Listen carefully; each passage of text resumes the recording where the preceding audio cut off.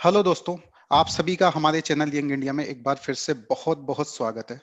दोस्तों, रिसेंटली हमने अभी 1 लाख सब्सक्राइबर कंप्लीट किए हैं और इसीलिए आप सभी के लिए, देश के यूथ के लिए हम एक स्पेशल वीडियो लेके आए हैं और वो वीडियो है पर्सनल फाइनेंस से संबंधित। इसमें हम बेसिकली जो भी कॉलेज स्टूडेंट्स हैं या वो प्रोफेशनल जिन्होंने अभी अभी अपनी जॉब स्टार्ट की है, उनको पर्सनल फाइनेंस से संबंधित कुछ इंपॉर्टेंट बातें बताने की कोशिश करेंगे। और इस बार इस बारे में मैं खुद बात नहीं करूंगा, आप सभी के लिए एक इंपॉर्टेंट गेस्ट, पर्सनल फाइनेंस के हमारे देश के एक लीडिंग एक्सपर्ट है मनीष जी चौहान, जो आपके साथ इस वीडियो में अवेलेबल है। आ, मनीष जी, सबसे पहले तो आपका बहुत बहुत धन्यवाद कि आप हमारे साथ उपस्थित हैं, हमारे देश के यूथ को, स्टूडेंट्स को पर्सनल फाइनेंस के बारे में गाइड करने के लिए। बहुत बहुत धन्यवाद आपका। थैंक यू नवीन, थैंक्स मुझे इनवाइट करने के लिए। और मेरा सौभाग्य है आज मुझे ये टॉक करने का मौका मिला। Thanks a lot. अपनी ऑडियंस के लिए, उन स्टूडेंट्स के लिए, यूथ के लिए जो हमें सुन रहे हैं, उनको मैं बता दूं मनीष जी के बारे में कि मनीष जी पिछले 10 साल से ज्यादा से हमारे देश का एक बहुत बड़ा, मतलब फाइनेंशियल, आप प्लेटफॉर्म बोल सकते हो, वेबसाइट बोल सकते हो या ब्लॉग बोल सकते हो, jagoinvestor.com, उसको रन कर रहे हैं अपनी टीम के साथ। और ये लोगों को फाइनेंशियली जो है एजुकेट करते हैं, कई सेमिनार्स करते हैं, वर्कशॉप्स आयोजित करते हैं, कई तरीके की सर्विसेज जो है वो भी देते हैं। तो आज वो हमारे पास साथ अवेलेबल है हमें गाइड करने के लिए। तो आप सभी से रिक्वेस्ट करूंगा कि प्लीज इस वीडियो को ज्यादा से ज्यादा देखिए, एंड तक देखिएगा, और प्लीज इसे लाइक कर दीजिए, शेयर कर दीजिए, ताकि जितना ज्यादा लाइक आएगा तो मैं अगली बार भी मनीष जी को रिक्वेस्ट कर सकूं कि हमारी जो ऑडियंस है वो चाहती है कि उनके कई सवाल हैं और उनको वापस भी बुलाया जा सके। तो धन्यवाद मनीष जी। और हम स्टार्ट करना चाहेंगे। थोड़ा सा तो मैंने आपके बारे में बताने की कोशिश की, मैं चाहूंगा कि आप खुद ही अपने एक्सपीरियंस के बारे में, अपनी जर्नी के बारे में बताइए कि किस तरीके से आपने इस डोमेन में स्टार्ट की, किस चीज ने आपको मोटिवेट किया, ताकि हम भी समझ सकें। Okay, thank you Naveen, thanks for introduction. मैंने करीब 2007 में मेरा पोस्ट ग्रेजुएशन कंप्लीट किया और उसके बाद मैंने 3 साढ़े 3 साल नौकरी की। और मैं आईटी में था पहले। और जो मुझे काम मिला वो मुझे खुद बहुत ज़्यादा पसंद नहीं था वो काम। तो मुझे पढ़ाना बहुत अच्छा लगता था। कुछ भी चीज़ हो, चाहे कोई भी सब्जेक्ट हो, चाहे मैथ्स हो, चाहे इवन सॉफ्टवेयर का भी कुछ हो, या फिर फाइनेंस का हो, तो मुझे पढ़ाना बहुत अच्छा लगता था। और उस समय मैंने ये वेबसाइट चालू की, jagoinvestor.com। और उसके बाद मैं अपने पार्टनर से भी मिला, नंदीश देसाई। और उस समय से हम दोनों ने काफ़ी काम किया है फाइनेंशियल लिटरेसी के ऊपर, या इन जनरल आप पर्सनल फाइनेंस के ऊपर, कंटेंट क्रिएशन, वीडियोस, बहुत सारे सेमिनार करना। और बहुत लंबी जर्नी रही है, 10 साल से ऊपर हो गए, आई थिंक 12 से 13 साल हो गए हैं टोटल अगर आप देखें। और इस पूरी जर्नी में हमने हजारों लोगों को ट्रेन किया है पर्सनली, 1 to 1, हमारे सेमिनार्स के थ्रू, हमारे वीडियोस के थ्रू, हमारे कोर्सेज के थ्रू। करीब 1200 से ऊपर आर्टिकल्स हमने लिखे हैं जो कि लाखों लोगों ने पढ़े हैं। और हजारों हजारों कमेंट्स का रिप्लाई करते करते, मतलब खुद मैंने भी बहुत कुछ सीखा है पर्सनल फाइनेंस के एरिया में। सो ये छोटी सी जर्नी है। बुक्स लिखने का मौका मिला मुझे, एक शो भी करने का मौका मिला, और बहुत सारे हमारे क्लाइंट्स भी हैं जिनके साथ हम काम करते हैं। तो ग्राउंड लेवल पे हम लोगों के साथ काम करते हैं पर्सनल फाइनेंस के एरिया में, इंश्योरेंस हो, इन्वेस्टमेंट्स हो, कोई भी एरिया, लोन्स हो, इन सारे एरियाज में। कुछ स्पेसिफिक है तो आप मुझसे पूछें, वरना आई थिंक ये जर्नी रही है। ठीक है, धन्यवाद मनीष जी। लाइक मैंने भी देखा आपकी वेबसाइट पे कि आप खुद 800 से ज्यादा आर्टिकल लिख चुके हैं। मैं खुद आपको ट्विटर पर फॉलो करता हूं। जो हमारे सब्सक्राइबर है उनके लिए मैं बता दूं कि jagoinvestor.com जो है उसका लिंक, और मनीष जी के ट्विटर प्रोफाइल का लिंक आपको वीडियो के डिस्क्रिप्शन में भी मिल जाएगा। आप उन्हें फॉलो कर सकते हैं। मैं खुद भी मनीष जी को फॉलो करता हूं और आप बहुत अच्छी फाइनेंशियल विजडम शेयर करते हैं जो इजीली कोई भी समझ सकता है। और आज भी जब हमारी बात हुई तो मनीष जी का ओवरऑल पर्पज यही था कि हम इस तरीके का एक सरल हिंदी भाषा में वीडियो बनाएं, ताकि सच में जो एक कॉलेज के अंदर जो स्टूडेंट है या एक जो जॉब में नया नया एंटर हुआ है, वो इसको आज ही समझ सके, कि उसकी जिंदगी में 5 साल बाद वो ये ना सोचे कि काश ये चीज मेरे को किसी ने पहले बताई होती। तो वही आज का प्रयास है कि हम इस वीडियो के माध्यम से उन स्टूडेंट्स को और जो न्यू जॉब एंट्रेंस है उनको हेल्प कर पाए। मनीष जी, मैं खुद की कहानी से स्टार्ट करना चाहूंगा। लाइक जैसा आपने बताया कि आपको भी 12-13 साल हो गए इस फाइनेंशियल पर्सनल फाइनेंस के डोमेन में काम करते हुए, आपकी भी बहुत सारी लर्निंग्स रही है। आपने जी तो बहुत सारे लोगों से इंटरेक्ट किया है, उन्हें मदद किया है। मैं सोचता हूं कि जब मैंने अपनी नौकरी स्टार्ट करी, तब मुझे अगर कोई ऐसा मिल जाता या हम्म, कुछ मुझे ऐसा प्लेटफॉर्म मिलता जहां पे इतना कुछ नॉलेज होता, या क्योंकि उस समय नहीं था। अगर या सच में बात करी जाए तो उस समय नहीं था और ना इतनी अवेयरनेस थी। यस लेकिन आज मुझे भी 13 साल नौकरी करते हो गई, और मेरे बहुत सारे दोस्त हैं, हम जब आपस में बैठते हैं डिस्कशन करते हैं, तो हमें एक चीज ये समझ में आई है कि जो हमारी एक लाइफ जो होती है उसके अंदर बहुत सारी चीजें हैं वो इंपॉर्टेंट है, और फाइनेंशियल लाइफ जो है वो इसका एक बहुत ही इंटीग्रल, बहुत ही इंपॉर्टेंट एस्पेक्ट है। अगर हम इसको ढंग से लीड करते हैं तो हमारी लाइफ बहुत ही बेहतरीन हो सकती है। लेकिन जैसा कि मैंने खुद समझा कि जब 2007 में जब मैं खुद कॉलेज के थर्ड ईयर में था, मेरी और मेरे दोस्तों की जॉब लग गई थी, तो हम हमारे परिवार वाले बड़े एक्साइटेड है कि हमारी जॉब लग गई। स्पेशली वो लोग हमारे देश में जो लोअर मिडिल क्लास से आते हैं, जी जिनके लिए जॉब लगना ही बड़ी बात होती है। फिर सही जैसे ही जॉब में घुस गए, पैसा कमाने लग गए, है ना, बहुत सपने जुड़े होते हैं उससे। लेकिन एक जो इंपॉर्टेंट बात जो मैंने समझी, मेरे दोस्तों ने समझी, वो ये है कि पैसा तो कमाने लग गए, लेकिन हमें बिल्कुल भी कॉलेज में या कॉलेज के बाद जब हम जॉब कर रहे थे, 2 साल 3 साल जॉब में थे, हमें पता नहीं था कि हम उस पैसे को मैनेज कैसे करें। इवन करेक्ट लाइक मैं खुद के लेवल पे तो अगर देखूं तो मेरे मम्मी पापा ने हमेशा ये आदत डाली थी कि पैसे को सेव करो। तो मेरे अंदर भी ये थी हमेशा कि मैं जो पैसा है कम से कम खर्च करूं और ज्यादा ज्यादा सेव करूं। लेकिन जो सेव किया है पैसा उसको भी मैं ग्रो कैसे करूं, मुझे कुछ नहीं पता था।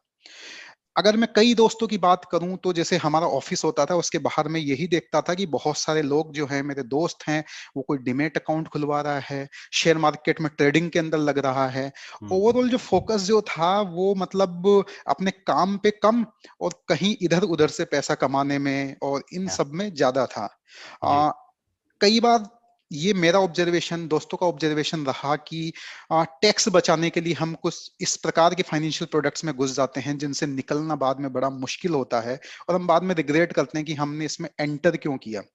और हम्म एक कॉलेज लाइफ जो होती है, मैंने महसूस किया है, प्रोफेशनल लाइफ से बिल्कुल डिफरेंट होती है। कॉलेज लाइफ में हमें बस माँ बाप जो है, जो उनके लिए संभव होता है वो पैसा भेजते हैं, हम उसे खर्च करते हैं, एंजॉय करते हैं। एक यही होता है कि हमें अपना करियर डेवलप करना है। लेकिन प्रोफेशनल लाइफ में मैंने ये देखा कि जैसे आप पैसा कमाने लगते हो, आपको एक तरीके से मार्केट में आपको एक कंज्यूमर समझा जाता है। हर कोई यही सोचता है कि इसको कुछ बेच दिया जाए, और या उसी प्रोसेस के दौरान आप कई लोगों के जाल में फंस जाते हो। कई ऐसे प्रोडक्ट्स आप खरीदने लग जाते हो जो शायद आपको नहीं खरीदने चाहिए, या आप जितना कमाते हो उतनी वैल्यू ऐड नहीं करते हो।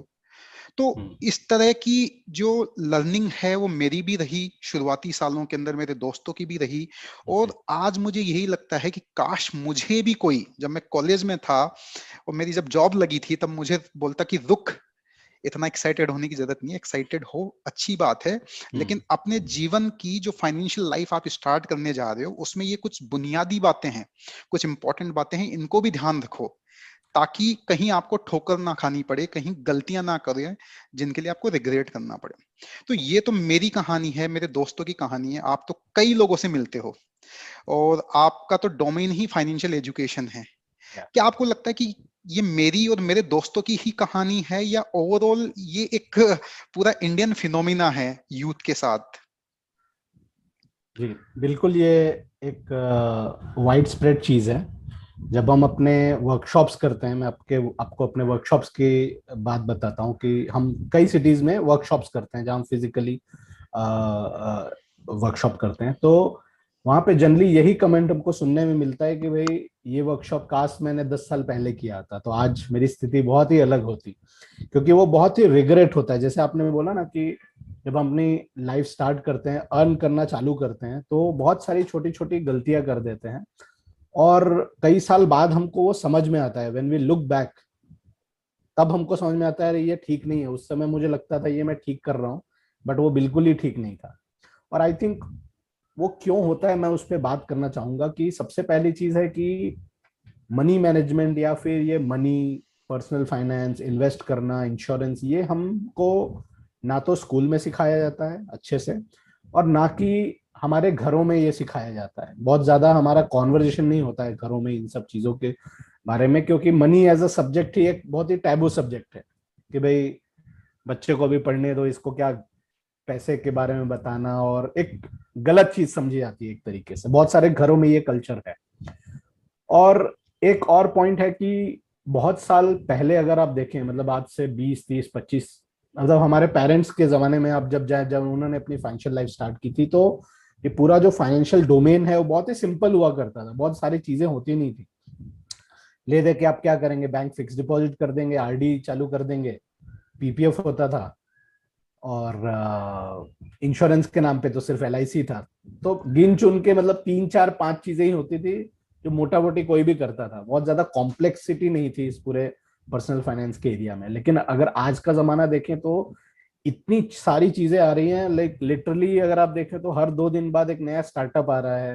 अभी पिछले 1 2 साल में ही मैंने देखा इतने सारे नए नए तरीके के इनोवेटिव फाइनेंशियल प्रोडक्ट तो नहीं, लेकिन पैसा इन्वेस्ट करो और कैसे आप ज्यादा इन्वेस्ट कमा, लाइक कैसे ज्यादा रिटर्न कर सकते हैं वो है। और अब आप देखें तो stock market, mutual fund, ETF, small case, NPS, आप मतलब नाम लेते जाएं, और बहुत सारी चीजें हैं करने के लिए। इंटरनेशनल इन्वेस्टमेंट आप कर सकते हैं, तो यूलिप है, इंश्योरेंस पॉलिसी, बहुत सारी चीजें हैं। तो इतना कॉम्प्लेक्स हो गया है ना कि लाइक एक तो लोगों को समझ नहीं आता क्या करें, तो कॉम्प्लेक्सिटी की वजह से क्या होता है कि या तो लोग डिसीजन लेते नहीं है, और अगर लेना है तो वो जितनी जल्दी जो समझ में आया साइन कर दिया, कोई भी प्रोडक्ट ले लिया। और खास करके टैक्स सेविंग के लिए तो लोगों को करना ही होता है कि पूरा फोकस जो है वो शॉर्ट टर्म हो जाता है। एक प्रॉब्लम जो है हमारे लाइक ह्यूमंस में जो है वो है कि हम लॉन्ग टर्म को ज्यादा समझ नहीं पाते हैं।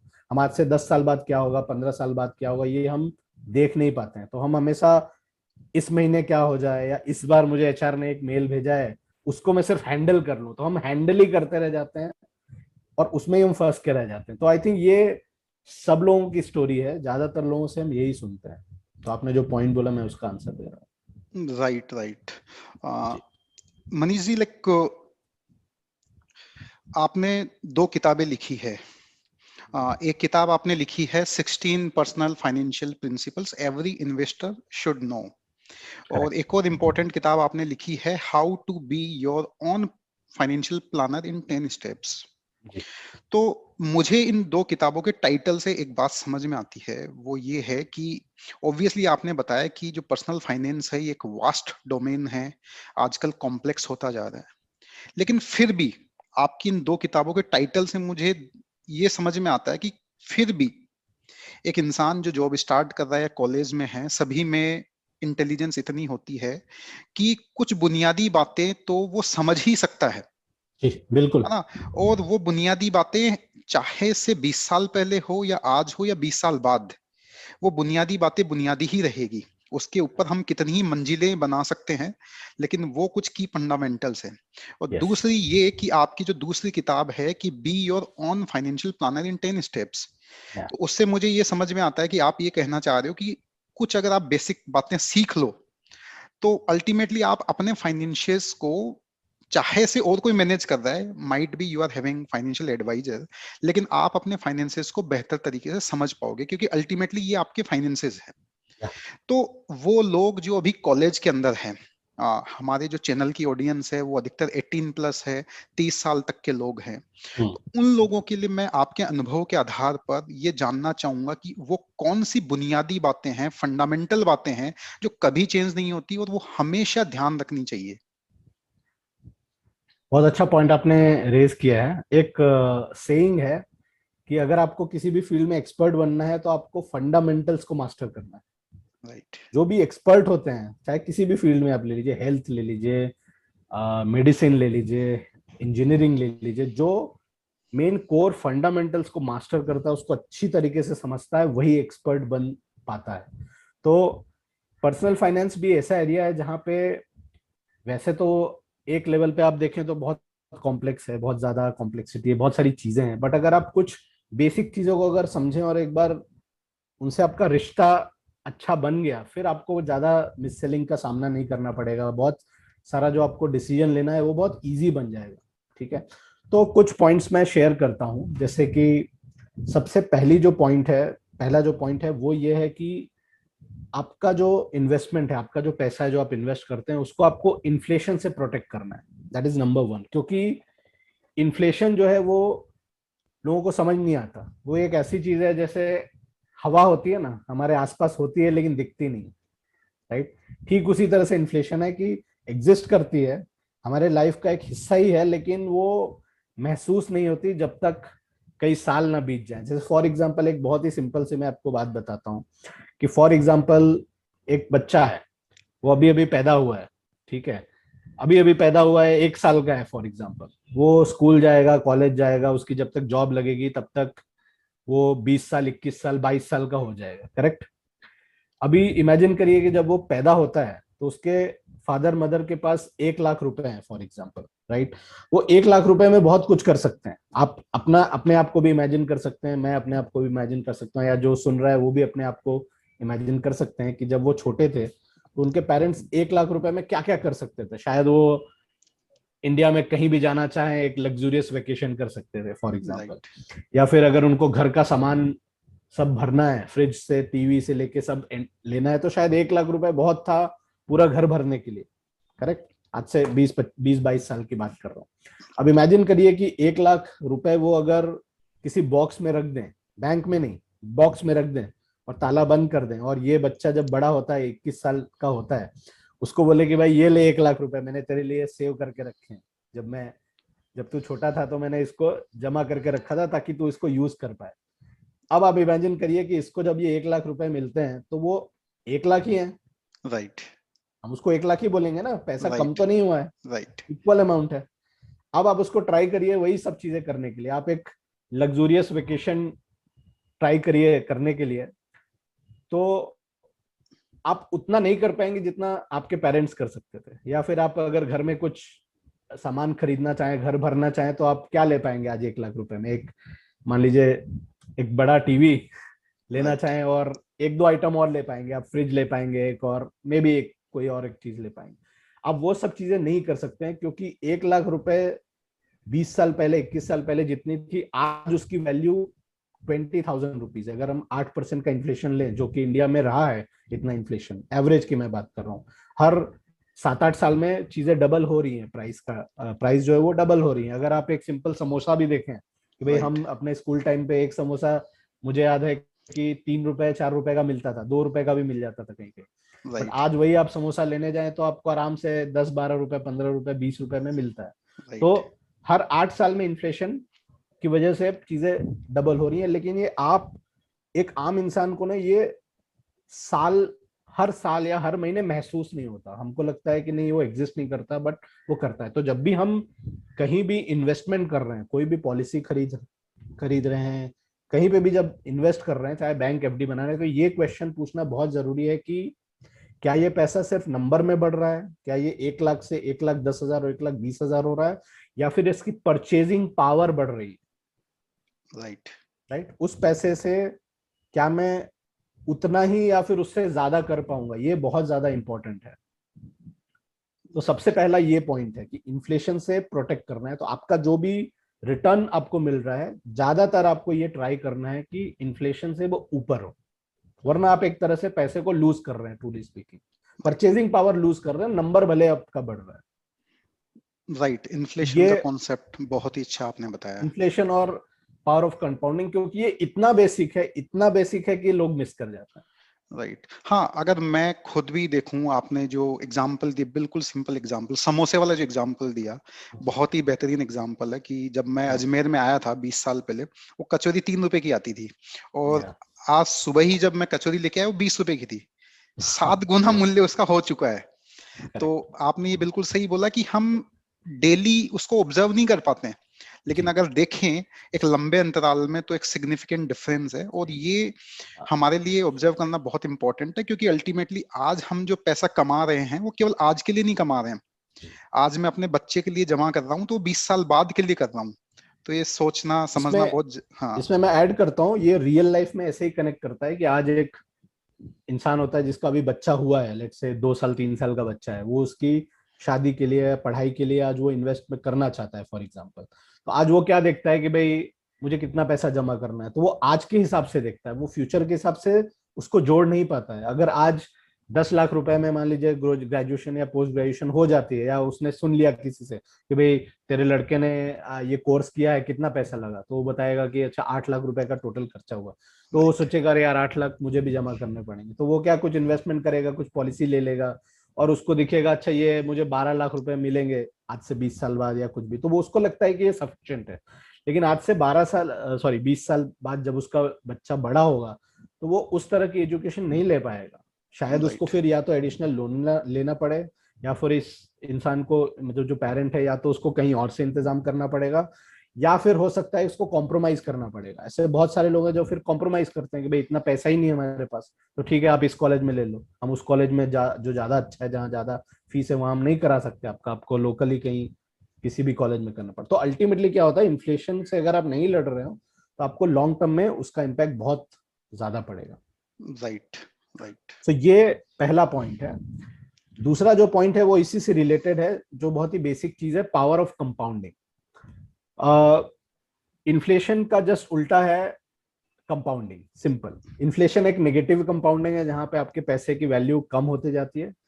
कंपाउंडिंग जब हम बोलते हैं तो बहुत ही सिंपल सी चीज है कि आप जितनी जल्दी सेविंग करना स्टार्ट करेंगे, जितने अच्छे से आप उसको इन्वेस्ट करना स्टार्ट करेंगे, धीरे धीरे धीरे धीरे आपका पैसा बहुत ज्यादा बड़ा होगा, जो आज आप विजुअलाइज नहीं कर सकते हैं।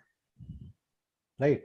तो कंपाउंड इंटरेस्ट हम सब ने स्कूल में पढ़ा है, लेकिन हम उसको रियल लाइफ में सोच नहीं पाते हैं।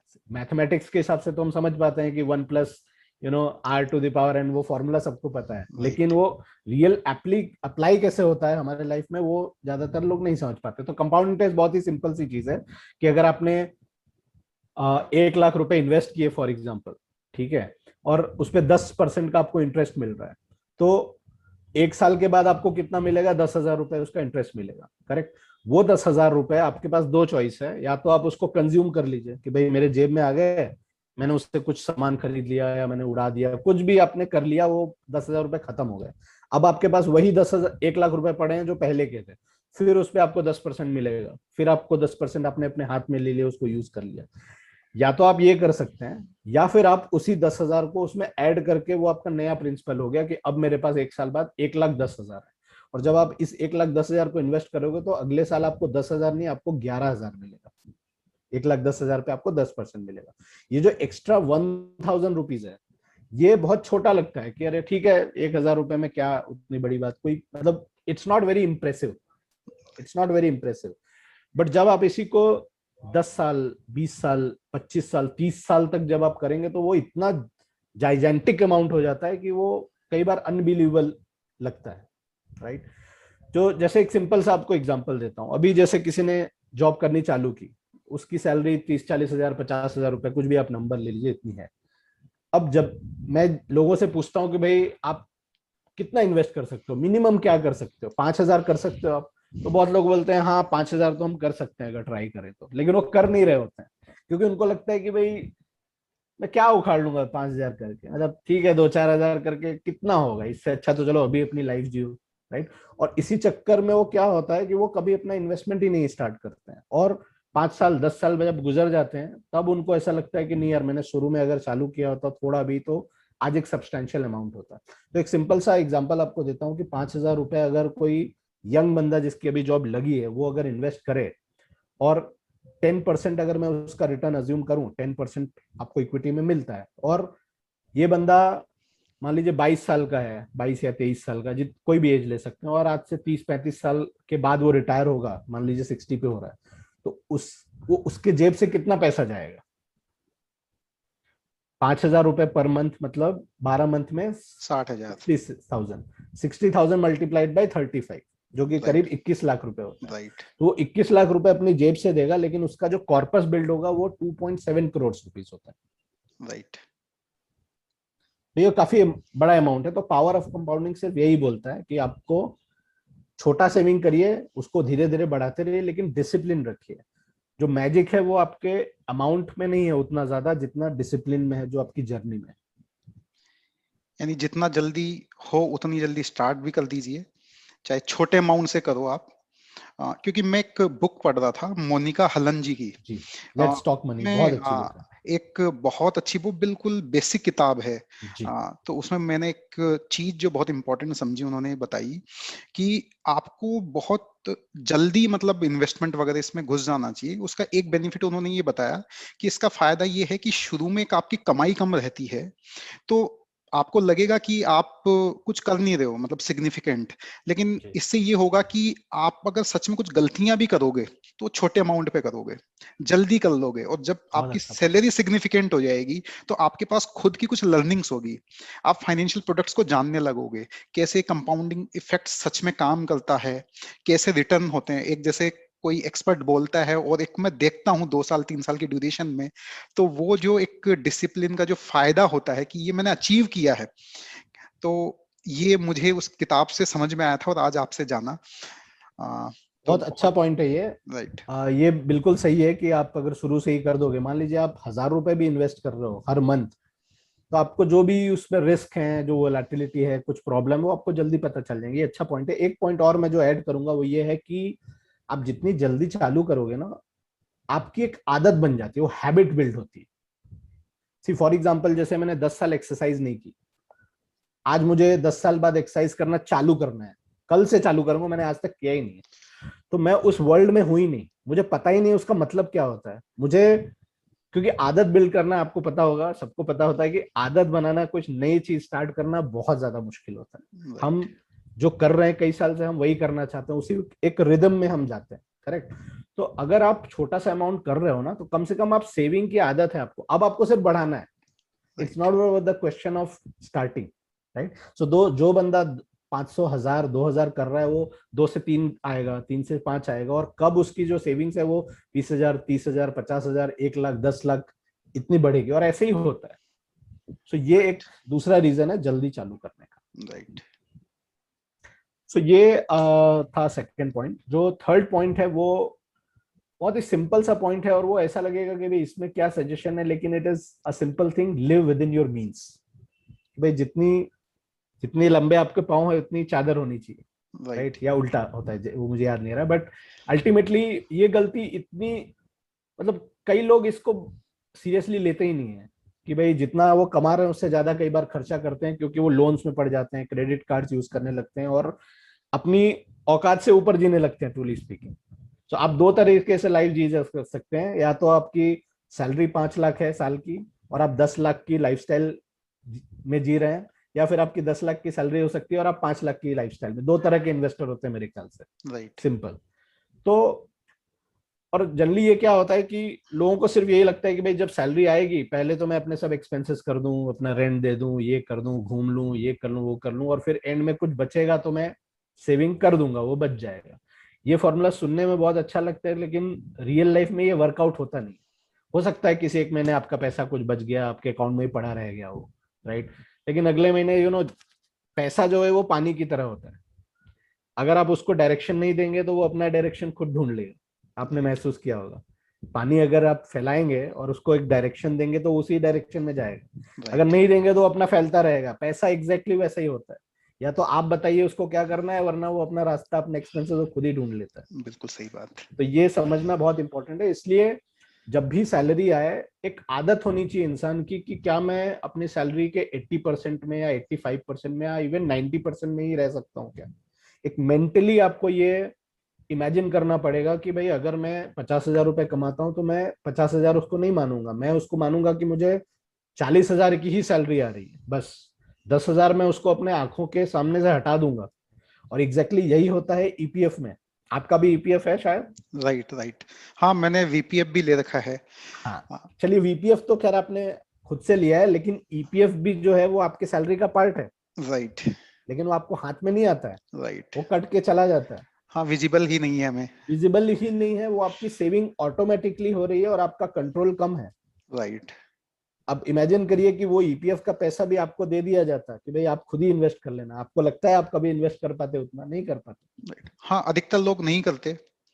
ज्यादातर लोग नहीं कर सकते, हाँ। उसके लिए बहुत ज्यादा विल पावर और बहुत ज्यादा एक डिटर्मिनेशन की जरूरत है। राइट। राइट, और वो काम नहीं करता रियल लाइफ में। रियल लाइफ में आपको ट्रिक करना पड़ेगा, आपको लाइक जैसे बोलते हैं ना, सीधी उंगली से घी नहीं निकलता, तो टेढ़ी उंगली करनी पड़ती है। तो राइट। वो ईपीएफ जो ऑटोमेटिक कट जाता है ना, कट जाता है, वो यही चीज है कि वो ऑटोमेटिक कट गया। एसआईपी भी वही होती है कि भाई सैलरी आई 1 तारीख को, आपकी एसआईपी 5 को जानी है, वो कट गई। जब आप उसके बाद अपनी सैलरी में देख रहे हो, अकाउंट खोल रहे हो, तो आपको दिख रहा है अरे इतना पैसा है, इतने में ही मैनेज करना है, तो आप करोगे किसी ना किसी तरह से। वो बात अलग है, इमरजेंसी में आप वापस निकाल सकते हो, एसआईपी रोक सकते हो। तो रिकरिंग डिपॉजिट या एसआईपी, उसका सबका फायदा यही है कि वो आप अपने आप पे डिपेंड नहीं रहते। आप आप अपने ऊपर वो चीज नहीं लेते हो, आप टेक्नोलॉजी को आपने सौंप दिया वो काम। तो जब भी आपका पैसा है, आपका जो फॉर्मूला होना चाहिए वो होना चाहिए कि आपके एक्सपेंसेस जो होंगे वो आपके इनकम में से पहले आपकी सेविंग्स आपने निकाल दी, और फिर आप जो बच रहा है उसमें ही आपको मैनेज करना है। ये बहुत टफ है करना, बट एक बार अगर आपने शुरू से इसकी आदत लगा ली तो आई डोंट थिंक ये बहुत ज्यादा टफ रहेगा। सो ऑलवेज पे योर सेल्फ फर्स्ट। अपने आप राइट। को आपको पे करना है, अपने आप को इमेजिन करिए फ्यूचर में एक दिन आएगा। सी एक्सपेंसेस जो है वो कभी खत्म नहीं होते। राइट। जब तक इंसान दुनिया में है, उसको खाना है, पीना है, दवाई, घूमना, ये सब खर्चा रहेगा। बट इनकम एक दिन कम खत्म हो जाने वाली है, 60 पे या 55 पे। आजकल तो 60 भी लोग नहीं बोलते, वो खत्म होनी होनी। तो आपको अपने फ्यूचर के लिए इंतजाम करना है, तो अपने फ्यूचर को इमेजिन करिए और उसको पे करिए। आप उसको पे कर रहे हैं, अपने फ्यूचर सेल्फ को आप पे कर रहे हैं। राइट मनीष, लाइक इसमें मेरा एक ऑब्जर्वेशन जो है कि लाइक मैंने जब अपनी ग्रेजुएशन कंप्लीट की तो ठीक है, सबकी अपनी एक फाइनेंशियल कंडीशन होती है अपने परिवार की, जिसके आधार पे वो अपने नेक्स्ट जो भी एक्शंस है, गोल्स है, वो डिसाइड करता है। तो मुझे ये समझ में आता था कि अब मुझे जो भी करना है वो जॉब करनी है, और अगर कुछ एडिशनल में करना चाहता हूँ तो वो जॉब के साथ करनी है। जो आपने ये पॉइंट बोला कि आप जो भी करो वो अपने मीन्स के अंदर करो, आप अपने आप को पे पहले करो, ये शायद इसलिए भी ज्यादा इंपॉर्टेंट है कि जो अब जो जनरेशन आ रही है ये ज्यादा डिमांडिंग है। Yes. ये जो है बहुत ड्रीम रखती है। ये कहती है कि हो सकता है 5 साल बाद मैं जॉब ही ना करूं, कुछ हायर स्टडीज करने बाहर जाऊं, या इंडिया में कुछ स्टार्टअप करूं। तो उन चीजों को भी वो कर पाए, इसके लिए बहुत इंपॉर्टेंट है कि जो आपने बात बताई है उस पर अगर वो फोकस करेंगे तो शायद उनके पास इन चीजों को करने के लिए ज्यादा फ्रीडम रहे। यस यस, सही बात है। और आजकल पीयर प्रेशर बहुत ज्यादा है ना, हद राइट। से ज्यादा है। और जो मीन्स ऑफ स्पेंडिंग है वो बहुत ज्यादा है। आप मतलब बस रीजन चाहिए पैसा खर्चा होने के लिए। आज इतनी चीजें हैं जहां हर कोई ट्राई कर रहा है कि आपके जेब में कैसे वो घुस के पैसा निकाल लें। चाहे आप ऑनलाइन ऑर्डरिंग देख लीजिए या वेकेशंस देख लीजिए, हर चीज के लिए लोन अवेलेबल है, हर चीज के लिए मतलब बहुत सारे मीन्स हैं। तो आज का जो टाइम्स चल रहा है वो पहले के जमाने के कंपैरिजन में सच में बहुत अलग है।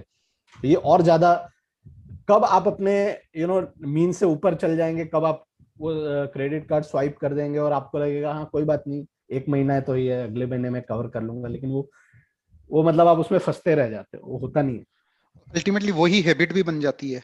वही हैबिट बन जाती है, और वो एक ओवर कॉन्फिडेंस होता है कि भाई कोई बात नहीं। मतलब वो प्रॉब्लम क्या है ना, वो बहुत बड़ी चीज नहीं लगती है। आज अगर मेरी सैलरी आई, लेट्स से एक यंग बंदा है, अभी उसकी सैलरी 25,000 रुपए है, और आज उसको एक मोबाइल लेना है, लेट्स से फॉर एग्जांपल, उसको लगता है ठीक है यार मैं 20,000 का मोबाइल ले लेता हूँ, 4 महीने में 5-5 हजार रुपए करके मैं पे कर दूंगी, इसमें कौन सी बड़ी बात है? इसमें सच राइट। में सिर्फ जब आप इसको इतना बोलते हो तो सच में इसमें कोई बड़ी बात लगती नहीं है, क्योंकि ये सिर्फ आप 1 महीने के हिसाब से देख रहे हो।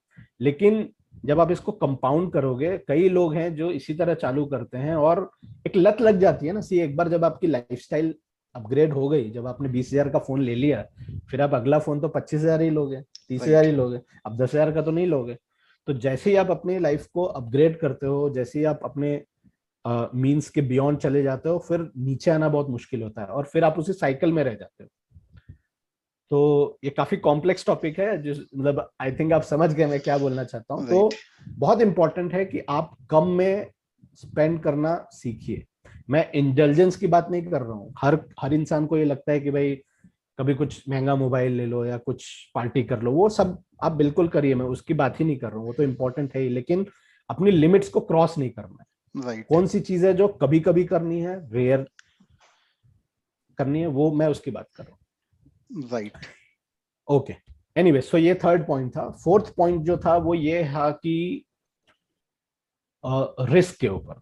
रिस्क जो है वो हमारे समाज में हमको कभी भी लेना नहीं सिखाया गया, ना तो इन्वेस्टमेंट है ना तो लाइफ में। हमेशा यही सिखाया गया कि भाई एक स्टेबल जॉब पकड़ लो, गवर्नमेंट जॉब ले लो, सब सेफ, मतलब सेफ, हर चीज सेफ होनी चाहिए।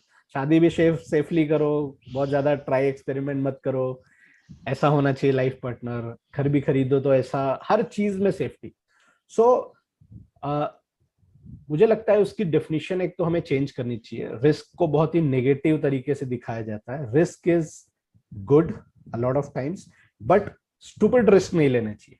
मतलब आप एडवेंचर करना चाहते हैं, आप ट्रैक पे जाना चाहते हैं, डेफिनेटली आप ट्रैक पे जाइए, आप घूम के आइए, लेकिन ऐसा नहीं है कि आप पहला ही ट्रैक माउंट एवरेस्ट पे चढ़ जाएंगे, वो स्टूपिड रिस्क हो गया, वो एक राइट। पागलपन है एक्चुअली।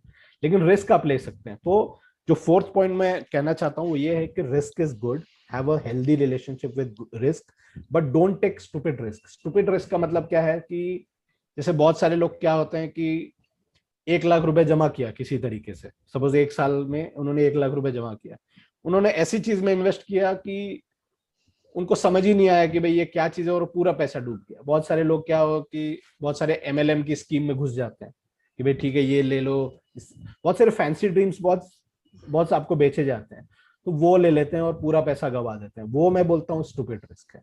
फिर कई लोग क्या करते हैं कि शेयर ट्रेडिंग में घुस जाते हैं बहुत ही नेगेटिव थॉट्स के साथ। शेयर ट्रेडिंग में कोई इशू नहीं है, ट्रेडिंग इज ओके, बट जब आप गलत एक्सपेक्टेशंस के साथ हाई रिस्क लेते हैं, पूरा पैसा पता चला आपने एक स्टॉक में डाल दिया, और वो भी किसी के टिप पे डाल दिया, या तो पूरा पैसा या तो आपका आधा पैसा, that is a stupid risk. क्योंकि रिस्क दो तरह के होते हैं ना, या तो आपको चोट लगेगी या तो आप मर जाओगे, खत्म ही हो जाओगे। तो राइट। ऐसे रिस्क नहीं लेने चाहिए कि आप खत्म ही हो गए, पूरा आप गायब ही हो गए इस दुनिया से, राइट। राइट। तो ऐसे रिस्क लीजिए जहां पे कैलकुलेटेड रिस्क हो। आपका अगर नुकसान हो रहा है तो आप उसकी भरपाई कर पाए और उससे उबर पाए, राइट। एक और एग्जांपल मैं दे सकता हूं, जैसे कि बहुत सारे लोग क्या करते हैं कि किसी को ऐसे बंदे को उधार देते हैं जहां से पक्का है कि वो भाग जाएगा, थोड़ी बहुत जान पहचान है, हाँ भाई 5-6 महीने से जानते हैं, थोड़ा बहुत दोस्ती यारी चालू हुई, उसने कुछ पैसे मांगे, बड़ा अमाउंट, छोटा अमाउंट तो चलिए ठीक है, तो 400-500 हज़ार चलता है, लेकिन 50 हज़ार दे दिए, उसको कुछ लेना था, बाइक लेनी थी, हाँ भाई ले ले अगले महीने दे देना, वो गायब हो गया। ये तो छोटी छोटी मैं रिस्क बता रहा हूँ, लेकिन बहुत सारे लोग ऐसा करते हैं। अभी मैंने एक न्यूज देखी, 2-3 दिन पहले मैं पढ़ रहा था कि एक बंदे ने कॉल पे कुछ ट्रांजैक्शन करना था, उस पे उसने 3.5 करोड़ रुपए उसके लॉस हो गए। वेरी साढ़े बिग तीन करोड़ अमाउंट। ऐसे बहुत आपको डेली ऐसे कुछ ना कुछ केसेस सुनने मिलेंगे। यही है, स्टूपिड रिस्क मत लीजिए, रिस्क लीजिए, स्टूपिड रिस्क मत लीजिए। ये मेरा फोर्थ पॉइंट था। आई डोंट नो कितने में एग्जांपल दे पाया इसमें, बट आपने जो तीनों एग्जाम्पल दिए, मतलब मैं खुद पर्सनली खुद से और मतलब मेरे दोस्तों की जर्नी से रिलेट कर पा रहा था। अभी मतलब मैं अपने भाई के साथ बैठा था। मैं इसको इसलिए मैं फोकस में डालना चाहता हूँ कि हमारे देश के अंदर बहुत प्रीमियम इंस्टीट्यूट से पढ़े हुए बच्चे होंगे, लेकिन क्योंकि फाइनेंशियल एजुकेशन नहीं है, तो इतने शार्प इतने इंटेलिजेंट होने के बावजूद भी वो इस तरह की चोट खाते हैं ना। मतलब मेरा भाई खुद आईआईटीएन है, एंड मैं उसके भाई के दोस्त के साथ बैठा था, एंड 3-4 साल ही हुए हैं उसे कॉलेज से पास आउट हुए। एंड ऑब्वियसली आईआईटीएन है तो उनकी कमाई भी अच्छी खासी होती है। तो वो खुद बता रहा था कि भैया मेरे साथ जब मैं जस्ट पास आउट हुआ कॉलेज से, तो एक चीज हुई कि मेरे पास जो आपने कहा कि एक्सपेक्टेशन कितना रियलिस्टिक हो कितना ना हो उसका बारे में पता ही नहीं है। रिस्क कैलकुलेट करना ही नहीं जानते हैं, समझते ही नहीं है। मेरे पास किसी का कॉल आया, बोला कि आप इस चीज में 50,000 लगाइए और इस पे इतना 40% या 30% रिटर्न मिल जाएगा। अब थोड़ा फैसिनेटिंग लगता है, कई बार इंसान को लगता है 50,000 की तो डालना है, और जो सामने वाला उस चीज को परोसता है वो भी इस तरीके से परोसता है कि वो रियलिस्टिक लगती है कई बार। और आजकल मार्केट के अंदर वेबसाइट इस तरीके से डिजाइन की जाती है कि चीजें ऑथेंटिक लगती है। जी, उसने बहुत अच्छा 50,000 पॉइंट। रुपये डाल दिया उसने, फिर उसको पहले महीने को 4,000 रुपए की कमाई के रूप में किस्त भी आ गई। उसे बहुत अच्छा लगा कि यार मैंने तो सही जगह डाल दिया, और उसे लगा मैं तब बताऊंगा सबको जब इसमें बहुत पैसा कमा चुका हूंगा। अगले महीने उसके पास कॉल आता है कि यार इसी चीज का एक स्लॉट हमारे पास और है, क्योंकि एक बंदा चला गया है। अब क्योंकि उन्होंने कॉन्फिडेंस उसका जीत लिया, एक बार 4,000 रुपए देके 50,000 रुपए उसने और डाल दिए, 1 लाख डाल दिए। फिर पता चला अगले महीने ना तो 4,000 आए ना 8,000 आए, वो ना वेबसाइट एग्जिस्ट करती है। उसके बाद एक चीज और होती है कि उसके पास एक कॉल आता है, वो कहता है कि मुझे पता है आपका पैसा फंस गया है, देखो किस हद तक की चीज है, और मैं आपकी हेल्प कर सकता हूँ, और आपका 1 लाख रुपए निकालने के लिए लेकिन मुझे 25,000 रुपए चाहिए। और उसने इतने बड़े कॉलेज से पढ़े लिखे बंदे ने 25,000 रुपए और दे दिए, और आज वो कहता है कि भैया मैंने 1.25 लाख रुपए डुबा दिए। बहुत अच्छा एग्जांपल है। तो ये जब आप कह रहे थे आपको आपको एक और मैं एग्जांपल देता हूँ, एक लाइव मैं आपको डेमो देता हूँ। चलिए, राइट मैं स्टॉक की टिप देता हूँ। लेट्स से कौन सा स्टॉक खरीदना चाहिए, क्या चलेगा, मार्केट किधर जाएगा। मैं इमेजिन करिए कि मैं ऐसा राइट टिप देता हूँ, राइट और मैं एक काम करता हूँ। मेरा 50,000 का पैकेज है 1 साल का, जिसमें आपको राइट टिप दिया करूंगा, हर महीने एक टिप दिया करूंगा। राइट। आप लोगे? मतलब आज की नहीं तारीख नहीं, में तो मैं मैं नहीं, नहीं मतलब लूंगा। आप मुझे जानते नहीं हो। नहीं नहीं नहीं, अभी तो आप मुझे जानते हो। हाँ इमेजिन करिए आप नहीं जानते हो, कहीं आपने फेसबुक से कुछ करते करते मेरे वेबसाइट पे आ गए, मैं ऐसा क्लेम कर रहा हूँ, आप लोगे? हाँ, मैं तो नहीं लूंगा मतलब। नहीं लोगे, ठीक है, राइट सही बात है। अब एक काम करता हूँ, मैं आपको ट्रायल देता हूँ फ्री, आपका कुछ पैसा नहीं लगेगा। राइट आप ट्रायल ले लो। मैं आपको ट्रायल देता हूँ, मैं आपको बोलता हूँ कि स्टॉक मार्केट है ना, वो अप जाएगा, 1 महीने बाद अप होगा। राइट और आप मान लो नहीं करते हो कुछ, मतलब आपने पैसे नहीं लगाए, आप खाली देख रहे हो, और राइट मार्केट ऊपर जाता है, राइट सच में जाता है। राइट मैंने अगले महीने में बोलता देखा गया, राइट कुछ कॉन्फिडेंस आ रहा है, तो आप राइट। बोलोगे यार एक बार तो आपने तुक्का लगा लिया, हाँ मतलब इसमें कौन सी बड़ी बात है। मैं बोला ठीक है। मैंने बोला आपको नेक्स्ट मंथ जो है ना, मार्केट फिर से अप होगा। राइट फिर आपने देखा कि अच्छा चलो इस बार देखते हैं, मार्केट अप हुआ। मैंने आपको एनालिसिस भी दिया, कि मैंने आपको 10 रीजन भी दिए, देखो ये रीजन है, ये रीजन है, ये रीजन, इसकी वजह से मेरा प्रिडिक्शन है जाएगा। तो आपको लगेगा राइट अरे वाह भाई कुछ, वो चला गया। तीसरे महीने भी ऐसा हुआ, चौथे महीने मैंने बोला मार्केट डाउन होगा, मार्केट डाउन भी हुआ। राइट। फिर मैंने बोला इस महीने भी मार्केट डाउन होगा, फिर डाउन हुआ। 6 महीने आपको मैंने 6 टिप दिया, और 6 एकदम एग्जैक्ट हुए। अब आप क्या बोलते हो? हाँ मतलब क्यों। सच में बताओ। राइट, अब मेरी जो साइकोलॉजी है, बिहेवियर है, बिल्कुल प्रभावित हो चुकी है। और क्योंकि ऑब्वियसली मुझे आपकी बातों पे विश्वास है, तो मैं बिल्कुल आपके साथ जुड़ूंगा। जोड़ोगे ना, ठीक है। अब मैं आपको बताऊंगा कि मैंने क्या किया, ठीक है। राइट मैंने क्या किया, मैंने 1 लाख लोगों के ईमेल आईडी निकाले या फोन नंबर निकाले, और मैंने उसको 2 हिस्से में डिवाइड कर दिया, ग्रुप ए और ग्रुप बी। राइट ए वालों को मैंने मेल भेजा कि भाई मार्केट डाउन होगा, और बी वालों को भेजा मार्केट अप होगा, राइट ठीक है।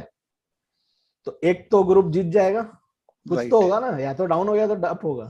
राइट अगर मार्केट अप हो गया, तो मैं पहले वाले जिसको मैंने बोला था कि डाउन होगा, उसको मैं छोड़ दूंगा कि भाई इन लोग को तो पता चल गया ये गड़बड़ है। राइट जो दूसरा ग्रुप है उसके लिए मेरी सही हो गई राइट भविष्यवाणी, उसको मैं फिर डबल कर, हाफ में डिवाइड कर दूंगा। राइट। आधे को बोलूंगा मार्केट डाउन होगा, आधे को बोलूंगा मार्केट अप होगा। समझ गए आप? समझ गए और कि ऐसे ही करते करते, राइट ऐसे ही करते करते 1 लाख का 50,000, 50 का 25, 25 का 12.5, 12.5 का 6.5, और फिर एंड में 3,000। तो जब ये मैं करूंगा, तो 3,000 लोग ऐसे होंगे जिनको मेरी ये टिप जो है वो एकदम ठीक जाएगी। और उन 3,000 में से 300 लोग ऐसे होंगे जो बोलेंगे हाँ यार ये सही बंदा है, इसको 1 लाख रुपए साल की फीस देना कोई दिक्कत नहीं है, हम 1 लाख का 10 लाख बना लेंगे। वो 300 लोगों को या 3,000 लोगों का 1 लाख रुपए में लूंगा और भाग जाऊंगा। और ये 300 भी बहुत बड़ी संख्या है उसके लिए तो। 300 बहुत ज्यादा बड़ा है, 3,000 राइट में बात कर रहा हूँ। तीन राइट। हजार मल्टीप्लाइड बाई 1,30,000 कितना हो गया? तीस हाँ करोड़ रुपए हो गया। राइट और इस तरह के फ्रॉड्स होते हैं। तो आप अगर देख रहे हैं कि भाई कोई बहुत एक्सपर्ट हो गया है, किसी के टिप्स बहुत चल रहे हैं, तो इतने जल्दी उसको मत समझिए, उसके पीछे बहुत कुछ झोल हो सकता है, कुछ बहुत सारी ट्रिक्स हो सकती हैं। पैसा बनाना बहुत टफ चीज है, इतना इजी नहीं है। राइट। पहले चीज तो यही दिमाग में रखो कि कोई अगर बहुत ज्यादा ओवर प्रॉमिस कर रहा है तो आप उसको मत मानो। हाँ, आप क्वेश्चन पूछो, आप जरूर उससे पूछो ये कैसे, उसको समझने की कोशिश करो। कई बार हो सकता है उसके पीछे कुछ लॉजिक हो, लेकिन अनरियलिस्टिक एक्सपेक्टेशन कई बार बहुत ज्यादा लोग बना देते हैं। तो ये एक पॉइंट था। चलिए, आई थिंक ये थोड़ा लंबा खींच गया, बट ये राइट। फोर्थ पॉइंट था, रिस्क राइट। वाला। फिफ्थ पॉइंट जो मेरे दिमाग में आता है वो ये है कि focus on your earning, focus on your career. अब लोगों को ये लगेगा कि भाई ये तो हम करते ही हैं, ऑब्वियसली, मतलब जॉब कर रहे हैं, उसमें हमारी सैलरी बढ़ेगी, कल को हम कुछ जॉब चेंज करेंगे। बट मेरा जो पॉइंट है वो ये है कि उस पर बहुत ज्यादा फोकस होना चाहिए। लोग क्या करते हैं, अपनी जॉब को छोड़ ही देते हैं, मतलब जॉब लग गई, एक कंफर्ट जोन में आ जाते हैं। अगर उनकी सैलरी 50,000 है फॉर एग्जाम्पल, वो लगी है, शुरू में बहुत एक्साइटमेंट रहता है, शुरू में लगता है कि हाँ भाई मुझे बहुत कंट्रीब्यूट करना है, ये करना है, वो करना है। धीरे धीरे जैसे जैसे आप लाइफ में बढ़ते हैं, वो क्या होता है, एक नॉर्मल, फिर आपकी सैलरी बढ़ती है, आप उसको एक अपना अपनी किस्मत मानने लगते हैं कि यार अब इसमें मैं क्या कर सकता हूँ, कर तो रहा हूँ, जितना कर सकता हूँ कर सकता हूँ। 50 से मेरी सैलरी 55 हुई, 55 से 60 हुई, ये इशू है, कहीं और भी जाऊंगा वो भी इशू होगा। तो ज्यादातर लोग क्या होता है कि अपनी अर्निंग पे, करियर पे, स्किल बिल्डिंग पे उतना ध्यान नहीं देते जितना उनको देना चाहिए। ये चीज बहुत इंपॉर्टेंट है समझने की कि इनकम जितनी ज्यादा होगी उतना आपका सेविंग पोटेंशियल बढ़ेगा। मैं ये नहीं बोल रहा हूँ कि जरूरी है कि आप करेंगे, बट अगर ज्यादा इन्वेस्ट करना है, अगर आपको 5 लाख इन्वेस्ट करना है पर मंथ, इमेजिन करिए, तो सिंपल सी बात है कि आपकी इनकम 10 लाख होनी चाहिए, एज सिंपल एज दैट। तो अगर आपको वेल्थ बिल्ड करना है, वेल्थ क्रिएशन करना है, उसके लिए 3 चीजें होती हैं। आप कितना इन्वेस्ट करते हो, आप कितना रिटर्न कमाते हो, और कितने लंबे समय तक करते हो। उसमें रिटर्न जो है वो आपके खास कंट्रोल में नहीं है बहुत ज्यादा, और टाइम कितना आप इन्वेस्ट करोगे वो तो फ्यूचर वाली चीज है। कितना आप अपनी जेब से निकाल के इन्वेस्ट करते हो पर मंथ, वही आपके सबसे ज्यादा कंट्रोल में है। एक सिंपल सी एग्जांपल मैं देता हूँ। अगर कोई 50,000 रुपए कमाता है और 5,000 रुपए वो सेव कर पाता है, इन्वेस्ट कर पाता है, राइट। अब उस इन्वेस्टमेंट से उसका कुछ वेल्थ क्रिएट होगा, लेट से वो 1 करोड़ फ्यूचर में क्रिएट कर पाएगा इस 5,000 को इन्वेस्ट करने से। वो चाहता है कि मैंने 1 करोड़ नहीं, मैं 2 करोड़ कर पाऊं, तो उसको 5,000 की जगह 10,000 इन्वेस्ट करना पड़ेगा, बाकी सब चीजें अगर सेम है तो। अब 10,000 इन्वेस्ट करना है, मतलब क्या है कि 50,000 की जो इनकम है उसमें से 5,000 वो ऑलरेडी कर रहा था, 45,000 रुपए वो खर्चा कर रहा था, अब उसको 5,000 कम करना है। आप थोड़ा बहुत तो कर सकते हो, चलो, लेकिन आप कब तक अपने आप को उस धोखे में रखोगे, कब तक आप कम कम करके और अपने आप को क्या बोलेंगे उसको, डिप्राइव करोगे। कितना कर सकते हो आप, एक लेवल के बाद नहीं कर पाओगे। चलो आप 5,000 तक कर भी सकते हो, उसके ऊपर क्या करोगे। इससे अच्छा ये नहीं है कि भाई मैं अपने करियर में अपने स्किल्स को और बढ़ाऊं, और ज्यादा वैल्यूएबल बनूं, कुछ और कोर्स कर लूं, कुछ हायर एजुकेशन कर लूं, कुछ अपने टीम में एक्स्ट्रा कंट्रीब्यूट करूं, कुछ रात रात भर काम करके मैं अब सबकी नजरों में आऊं, ताकि मेरा जो रेज है वो 50 से सीधे 80,000 हो जाए। जैसे आपकी इनकम 50 से 80 हो जाती है लेट से 1-2 साल में, तो आपकी 30,000 से ज्यादा सैलरी बढ़ गई। 15,000, चलो आप अपनी लाइफ को अपग्रेड करो, 15,000 जो आप इन्वेस्टमेंट करो, तो जो आप 5,000 कर रहे थे वो सीधे 20 हो गई। राइट। 4 टाइम्स हो गई आपकी इनकम, 4 टाइम्स नहीं हुई, आपकी इनकम 1.6 टाइम्स हुई, 50 से 80। लेकिन आपका जो वेल्थ जो फ्यूचर में आप बिल्ड करोगे वो 4 टाइम्स हो गया, क्योंकि आपका इन्वेस्टमेंट 4 टाइम्स हो गया। अब यही बंदा जो 80,000 कर रहा है, वो 1.5 लाख जब कमाएगा तो उसका डबल हुआ सैलरी, करेक्ट, लेकिन वो राइट। शायद उस समय 75,000 रुपए सेव करेगा। सीधे 20 से 75, 3 गुना हो गया। सो जो इंक्रीज इन इनकम है वो लीनियर है, लेकिन आपका जो इन्वेस्टमेंट पोटेंशियल है वो लीनियर नहीं है, वो मल्टीपल टाइम्स है। जो कि बहुत ही बेसिक सी बात है, जो मतलब जब हम ये बात कर रहे हैं तो शायद आपको भी लगेगा कि हाँ यार ये, लेकिन ये लोग समझते ही नहीं है। 1% ज्यादा कमाना है, किस तरह मैं अपना इन्वेस्टमेंट कुछ ऐसा कर लूं कि नहीं 8% नहीं, मुझे 10% मिल जाए, 12% मिल जाए, 15% मिल जाए। वहां उनका इतना दिमाग होता है कि वो इस बेसिक चीज को भूल जाते हैं। अगर आपकी इनकम ज्यादा होगी, आपको 7 खून माफ है। राइट। आप कुछ गलतियां कर भी दोगे अपने फाइनेंशियल लाइफ में, वो सब चल जाएगा अगर आपकी इनकम बहुत अच्छी होगी। राइट मनीष, ये मैंने भी ऑब्जर्व किया, मतलब एक जनरल टेंडेंसी है मनीष जी की जैसा आपने बताया कि अल्टीमेटली जैसे मान लो कि आप जो भी बातें आपने अभी तक बताई जी उसका बेसिस ये है कि मैं किसी स्किल के आधार पे एक जॉब में एक बिजनेस में हूँ, उसमें कुछ पैसा कमा रहा हूँ। अगर मैं कमा ही नहीं रहा हूं तो आपकी जो सारी बातें हैं वो लागू ही नहीं होती है, सबसे जी पहली बात तो। बिल्कुल। और मैंने खुद ने और ये नोटिस किया है, मतलब मैं खुद ये भी कहूंगा कि मेरा खुद का भी माइंडसेट ऐसा ही है कि हम्म, अधिकतर ऐसा ही होता है, हम बाद में सीखते हैं कि हम जिस काम की वजह से पैसा कमा रहे हैं हम्म, उस पर हम फोकस नहीं करते हैं टाइम के बाद। कई बार ऐसा होता है कि मार्केट में इस तरह की अपॉर्चुनिटीज, इस तरह के कोर्सेज होते हैं जिनमें अगर थोड़ा पैसा डाल दिया जाए, क्योंकि obviously there is no free cake in this world.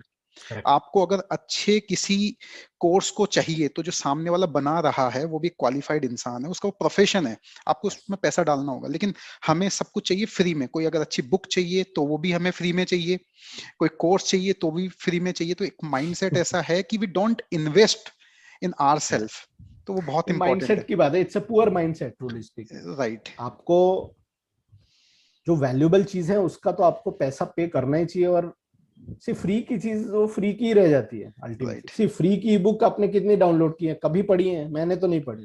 वो नहीं राइट। पढ़ी जाती हैं। राइट। फ्री की मूवी जो डाउनलोड करके आधी रखी जाती है, मूवी आप वही देखते हैं जो थिएटर में जाके पैसा देखते हैं, वो आप 100% देखते हैं। राइट।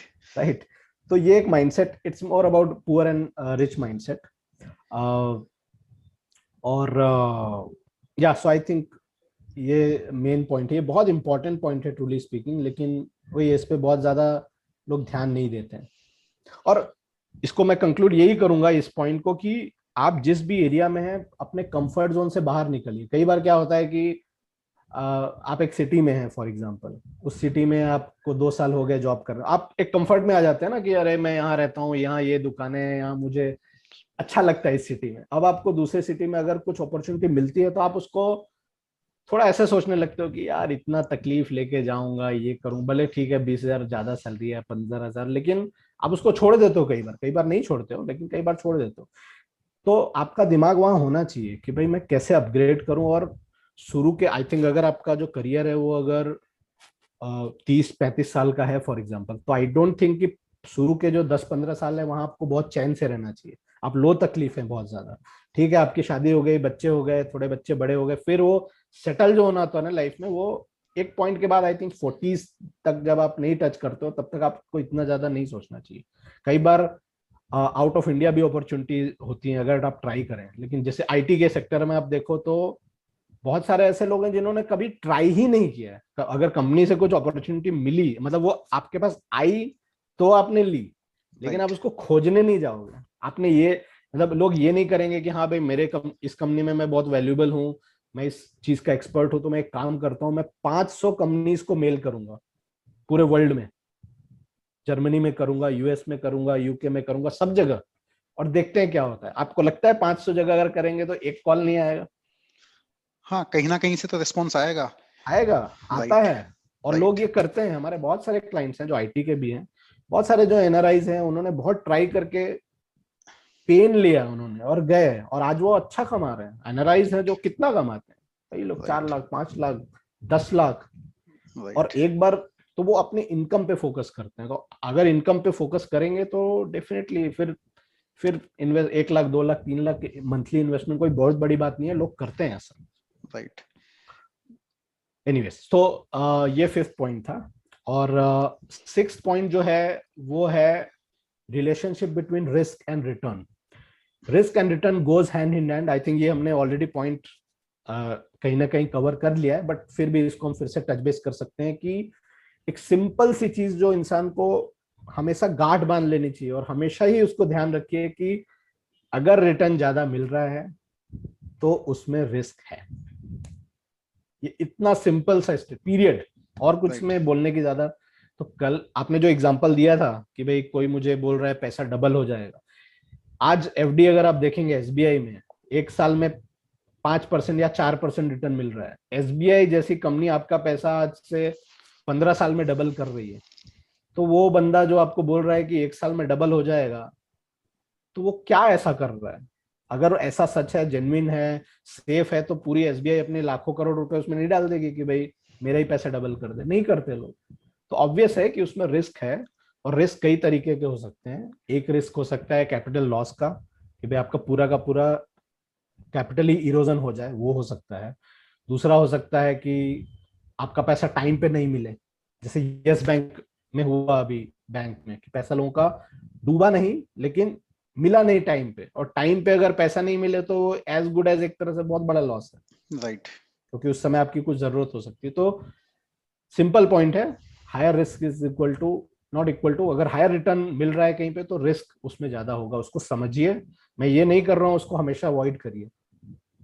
कई बार ऐसा हो सकता है कि ज्यादा रिटर्न आपको चाहिए, आप कहीं इन्वेस्ट कर रहे हो, उसमें ज्यादा रिस्क हो सकता है, वोलेटिलिटी हो सकता है, ज्यादा डिस्कम्फर्ट हो सकता है।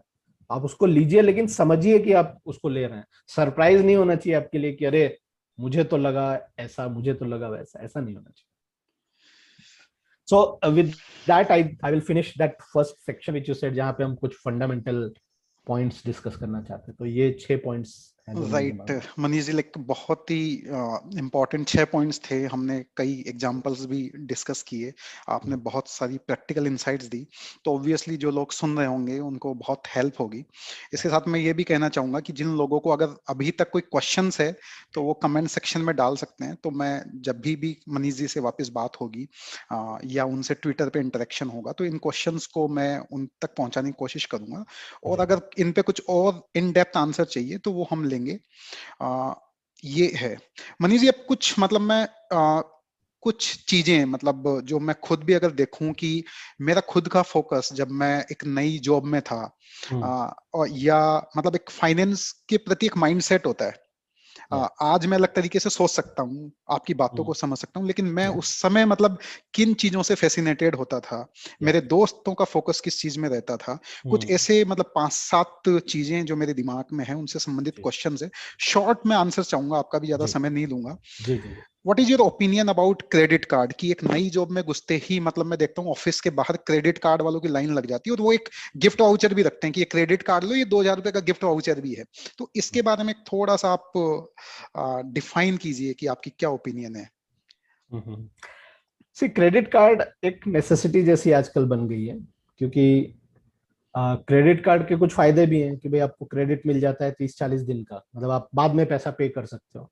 But it's like double edge sword की तरह होता है कि आप अगर जब तक उसको अच्छे से संभाल के यूज कर रहे हो तब तक तो ठीक है, लेकिन जिस अगर आप इररिस्पॉन्सिबल हो तो वो गड़बड़ हो जाएगा। So problem is not on in credit card. Credit card एक अच्छा, सी क्रेडिट कार्ड तो एक कार्ड है, उसमें ना जान है, उसमें ना सोच है, सोच आपके अंदर है। सो राइट। आपका बिहेवियर जो है वो रिफ्लेक्ट करेगा वहां पे। जैसे मेरे पास जो क्रेडिट कार्ड है वो 15 साल से है मेरे पास, ठीक है, 15 साल भी नहीं, करीब 18 साल हो गए।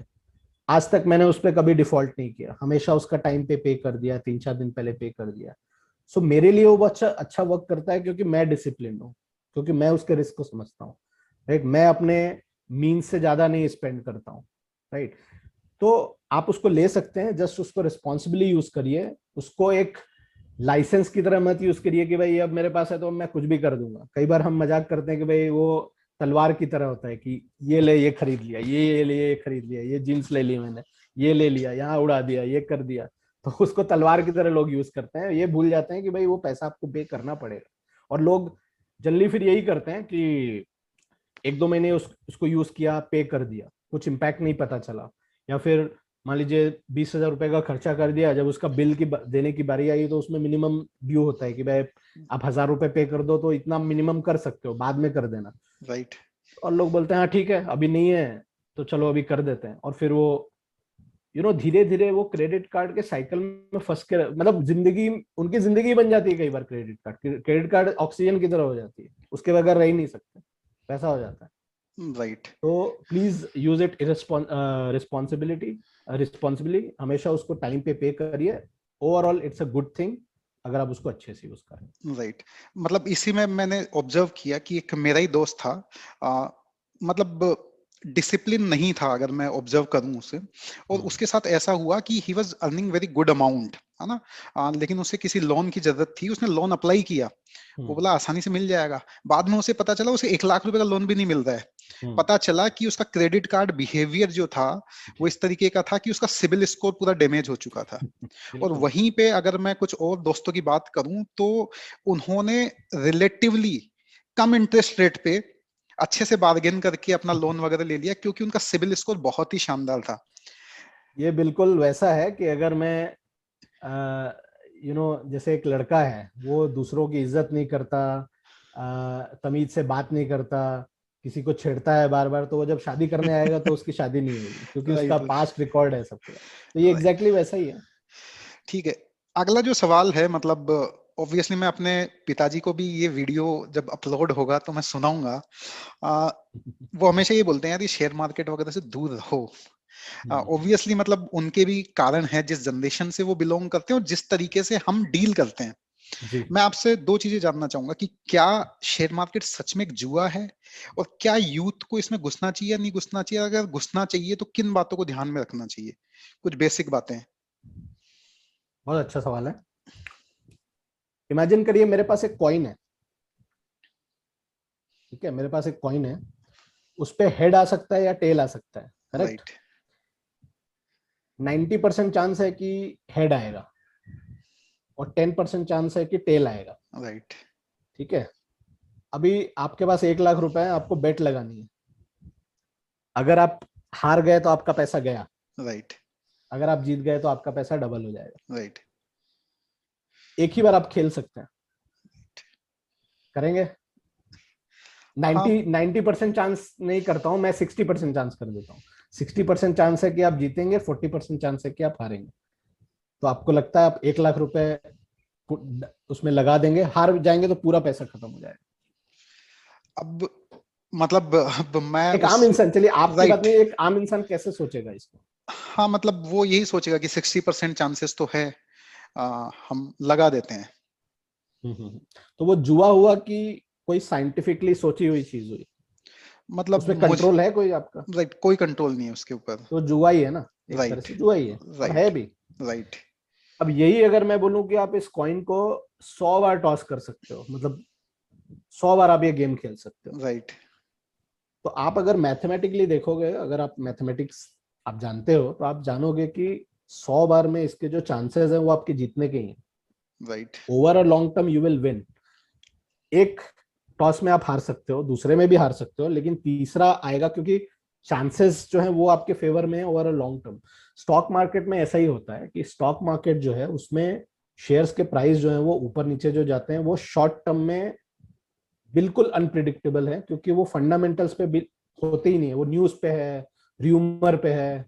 कल को कुछ फाउंडर जो है, किसी कंपनी का कोई फाउंडर है, वो एक दिन ऑफिस नहीं जाएगा तो अफवाह में मुड़ जाएंगे, अरे मरवर तो नहीं गया, और राइट। स्टॉक डाउन हो जाएगा। राइट। समझे? तो एक दिन, 2 दिन, 1 महीने, 2 महीने में स्टॉक प्राइसेस ऊपर नीचे जाते हैं, वो प्योर सट्टा है, उसमें आपका कोई कंट्रोल नहीं है। तो डेफिनेटली बात सही है, लेकिन जब आप लॉन्ग टर्म की बात करते हैं तो स्टॉक मार्केट होता क्या है? स्टॉक मार्केट स्टॉक्स है, रिलायंस का स्टॉक, इन्फोसिस का स्टॉक, बजाज फाइनेंस, ये सब स्टॉक है। तो जब राइट। आप स्टॉक खरीद रहे हो तो आप बिजनेस खरीद रहे हो, राइट। बिजनेस खरीद रहे हो, तो आप जो बेट कर रहे हो वो बिजनेस पे कर रहे हो, आप बिजनेस रन कर रहे हो। तो अल्टीमेटली 10 साल, 15 साल अगर फंडामेंटल सही है तो वो बिजनेस अच्छा करेगा। आप अपने शहर के, जहां से भी आप बिलोंग करते हैं, आप सबसे अमीर 10 इंसान देखिए, कोई भी जॉब नहीं करता है। राइट। दे आर ऑल आप इन पूरे बिजनेस। देश के, पूरे कंट्री के, पूरे वर्ल्ड के टॉप 10,000 लोग अगर रिच में देखोगे तो हार्डली कोई होगा जो जॉब कर रहा होगा, राइट। राइट। और जो जॉब कर भी रहा होगा वो भी एक एंटरप्रेनर की तरह जॉब करता है, वो भी एक सैलरीड इंसान के माइंडसेट से नहीं करेगा। सो स्टॉक मार्केट शॉर्ट टर्म में सट्टा है। लॉन्ग टर्म में जैसे जैसे अपना टाइम होराइजन करेंगे, वो बिल्कुल एक साइंटिफिक सोची हुई इन्वेस्टमेंट है। बहुत लंबा टॉपिक है, इसको इतने शॉर्ट में कवर नहीं किया जा राइट। सकता। राइट। मनीष जी, लाइक एक और पॉइंट है कि जो ये फाइनेंशियल पर्सनल फाइनेंस का जो फील्ड है, इसके अंदर ऑब्वियसली सेबी है और भी जो रेगुलेटर्स है, जी। बहुत रेगुलेशंस ला रही है, लेकिन इसमें अभी भी देखा जाता है कि बहुत सारी मिस सेलिंग होती है, जी। गलत प्रोडक्ट्स बेचे जाते हैं। उसके पीछे पर्पज यही होता है कि लोगों को फंसाया जाए ताकि मोटा कमीशन उन्हें मिल सके। जो मेरी समझ है, इसके चक्कर में इंसान चाहे टैक्स सेविंग के पर्पज से या ज्यादा रिटर्न कमाने के पर्पज से किसी एक गलत प्रोडक्ट में घुस जाता है। तो मैं यही जानना चाहूंगा कि इससे कैसे बचे, क्योंकि अल्टीमेटली आप, क्योंकि जैसा आपने शुरू में बताया कि इट्स ए कॉम्प्लेक्स वर्ड, कुछ बुनियादी बातें मैं समझ लूंगा, लेकिन अल्टीमेटली मैं अपनी स्किल पे फोकस करूंगा। जो फाइनेंस के लिए मुझे किसी पे तो रिलाई करना पड़ेगा। यस। तो मैं कैसे समझूं कि ये सामने वाला क्रेडिबल इंसान है, ये मिस सेलिंग नहीं कर रहा है? कैसे बचाऊं मैं अपने आप को? देखिए, सबसे पहली चीज है कि कोई भी बिजनेस जो होता है वो प्रॉफिट के लिए होता है। आज कोई भी अगर आप बिजनेस चालू करते हैं तो प्रॉफिट के लिए ही होता है। आप जितने भी कॉर्पोरेशंस देखेंगे, बैंक्स देखेंगे, insurance company, mutual fund company, कुछ भी आप देखेंगे तो वो फॉर प्रॉफिट है। उनका जो मोटिव है वो प्रॉफिट कमाना है, right? So it is a given कि वो प्रोडक्ट्स ऐसे डिजाइन करेंगे डेफिनेटली जहां उनका फायदा हो। हमेशा ऐसा नहीं है कि सिर्फ मेरा फायदा और सामने वाले की वेल्थ ना बने, ऐसा जरूरी नहीं है। कई प्रोडक्ट्स होते हैं जो बहुत कॉम्प्लेक्स बनाए जाते हैं, जानबूझ के ऐसे प्रोडक्ट्स बनाए जाते हैं कि जैसे ही समझाने जाओ तो सामने वाले को लगेगा कि यार ये तो इतना अच्छा प्रोडक्ट है, क्योंकि समझ ही नहीं आ रहा है, यू नो। जो समझ में आ गया वो क्या प्रोडक्ट है, राइट। राइट? तो बहुत कॉम्प्लेक्स है, ये बहुत स्ट्रेटेजी है, ये हो रहा है, यहाँ से पैसा ऐसा जाएगा, वैसा जाएगा, ये होगा, वो होगा। तो लोग खरीद लेते हैं कि यार ये बहुत अच्छा लग रहा है, ये मेरे इंटेलेक्ट लेवल से ऊपर की चीज है, तो मैं ले लेता हूँ, राइट। राइट? तो और ऑब्वियसली उसमें कमीशन होता है जो बेचेगा उसमें, क्योंकि उनको कमाना भी तो है। तो राइट। उनका वो बिजनेस मॉडल है। आपका भी पैसा बन सकता है, लेकिन कई बार नहीं भी बनता है, उसमें चार्जेस होते हैं। तो अगर तो उसको अल्टीमेटली आपको समझनी चाहिए। ये जो हमने अभी 4-5 पॉइंट्स, जो हमने 6 पॉइंट्स बात किए हैं, उसी के दायरे में आप उसको इवेल्युएट करिए, उसमें रिस्क देखिए, उसको पूछिए। मेन प्रॉब्लम है क्या है कि लोग जब खरीदते हैं तो वो मैक्सिमम जो मेहनत करते हैं वो ये करते हैं कि भाई तू जहाँ पे क्रॉस कर देगा मैं वहां साइन कर दूंगा। बस राइट। इतनी ही मेहनत करते हैं, इससे ज्यादा मेहनत ही नहीं करना चाहते, राइट। क्योंकि ट्रस्ट बहुत ज्यादा है ना ओवरऑल। अगर आप लीगेसी देखें कई डिकेड्स पहले का, तो इतना ज्यादा मिस सेलिंग और ये सब था ही नहीं, चीजें सिंपल थी। तो उसी माइंडसेट से हम आ रहे हैं कि भाई पैसे की चीज है, ठीक है, उसमें कॉम्प्लेक्स क्या है? आपने कहीं इन्वेस्ट किया, वो पैसा बढ़ जाएगा, आप कभी आप निकाल लेंगे उस पैसे को, इसमें इतना सोचने की क्या चीज है? तो रिस्क देखिए, रिटर्न देखिए, उसमें कॉस्ट क्या है वो भी देखिए कि भाई कितना पैसा आपका कट रहा है और फिर बाकी इन्वेस्ट हो रहा है। क्योंकि बहुत सारे ऐसे प्रोडक्ट हुए हैं, खास करके अगर मैं यूलिप की बात करूं तो 2010 और 11-12 ये जो एरा था, उसमें ऐसे ऐसे यूलिप्स हुए हैं जहां पे फर्स्ट ईयर में 100% चार्जेस थे। मतलब कि आपने फर्स्ट ईयर में अगर 1 लाख रुपए का प्रीमियम दिया है तो उस साल फर्स्ट ईयर में 100% is the premium allocation charge, कुछ भी इन्वेस्ट नहीं हुआ। सेकेंड ईयर में 50% चार्ज, 50% इन्वेस्ट होगा, फिर थर्ड ईयर में कम, ऐसे करते करते कम होगा।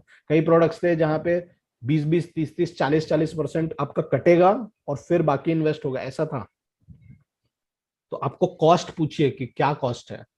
फिर लिक्विडिटी है, लिक्विडिटी मतलब मैं अगर जल्दी निकालना चाहूँ तो मिलेगा क्या? तो ये कुछ बेसिक क्वेश्चंस है जो आप अगर पूछेंगे तो आप आई थिंक काफी चीजों में बच जाएंगे। जैसे अगर मैं सिंपल एक एग्जांपल लूँ तो एलआईसी का अगर मैं एग्जांपल लूँ, एलआईसी के जितने भी पॉलिसीज हैं, अभी तो कुछ चेंज हुआ होगा, लेकिन अगर आपको 3 साल के पहले पैसा चाहिए, सब आपने एक पॉलिसी ली, उसमें 50,000 का प्रीमियम चालू किया, 2 साल बाद आपको लगेगा नहीं यार मेरे को तो पैसे की जरूरत है, आप जब जाएंगे लेने तो आपको 0 रुपीज मिलेंगे। राइट। 3 साल के पहले कोई पैसा नहीं मिलेगा। इवन 3 साल के बाद पहला प्रीमियम छोड़ के जितने अपने प्रीमियम पे किए हैं उसका कुछ परसेंटेज मिलता है। जब तक आप 20 साल 25 साल उस पॉलिसी को नहीं चलाएंगे तब तक तो लिक्विडिटी की इशू है अल्टीमेटली। राइट। तो ये 4-5 चीज अगर आप आई थिंक अगर पूछेंगे तो आई डोंट थिंक कि बहुत ज्यादा इशू होना चाहिए। और जल्दी मत करिए, मेन चीज राइट। है कि जल्दी मत करिए। आपको जो भी क्वेश्चंस पूछने हैं वो सब मटेरियल है इंटरनेट पे, सब लोग भी अगर आपको ढूंढना है, खाली करना है, मतलब इच्छा शक्ति चाहिए लोगों की, दैट्स ऑल। मैंने बहुत लोग ऐसे देखे हैं जो बहुत कॉन्शियस होते हैं, बहुत रिसर्च करते हैं और नहीं करते ऐसे इन्वेस्टमेंट, ऐसी गलतियां, ऐसे बहुत सारे लोग हैं। राइट। मतलब अगर कुल मिला के आपका पैसा है आपका पैसा, एंड यस यस आपको यस। ढूंढना पड़ेगा कि कौन आपकी मदद कर सकता है इसका, सही तरीके से। हाँ, लेकिन इसका एक और प्रॉब्लम भी है कि क्योंकि ये इतनी मिससेलिंग हुई है, इतने इश्यूज हैं, उसकी वजह से क्या हुआ है कि ट्रस्ट जो है ना वो खत्म सा हो गया है। कोई किसी पे विश्वास ही नहीं करना चाहता। राइट।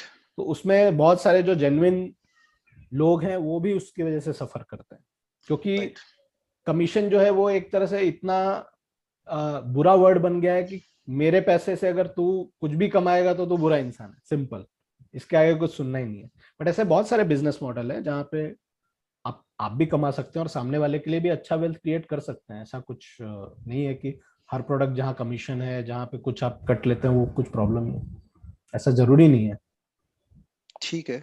या मनीष जी, एक और इम्पोर्टेंट पॉइंट, हाँ मुझे पता है थोड़ा सा लंबा हो रहा है, बट थोड़ा कंप्लीटनेस की तरफ लेके जाने की कोशिश या कर लें। यस यस, कोई बात अ, एक फाइनेंस, जैसे हमें कोई भी बीमारी हो जाती है तो कुल मिला के सही तरीका यही है कि हम उसके डॉक्टर के पास जाएं, है ना। ठीक है, घरेलू इलाज हम कर सकते हैं थोड़ा बहुत, लेकिन नहीं। फिर डॉक्टर के पास जाएं, सही जांच कराएं ताकि सही इलाज चालू हो।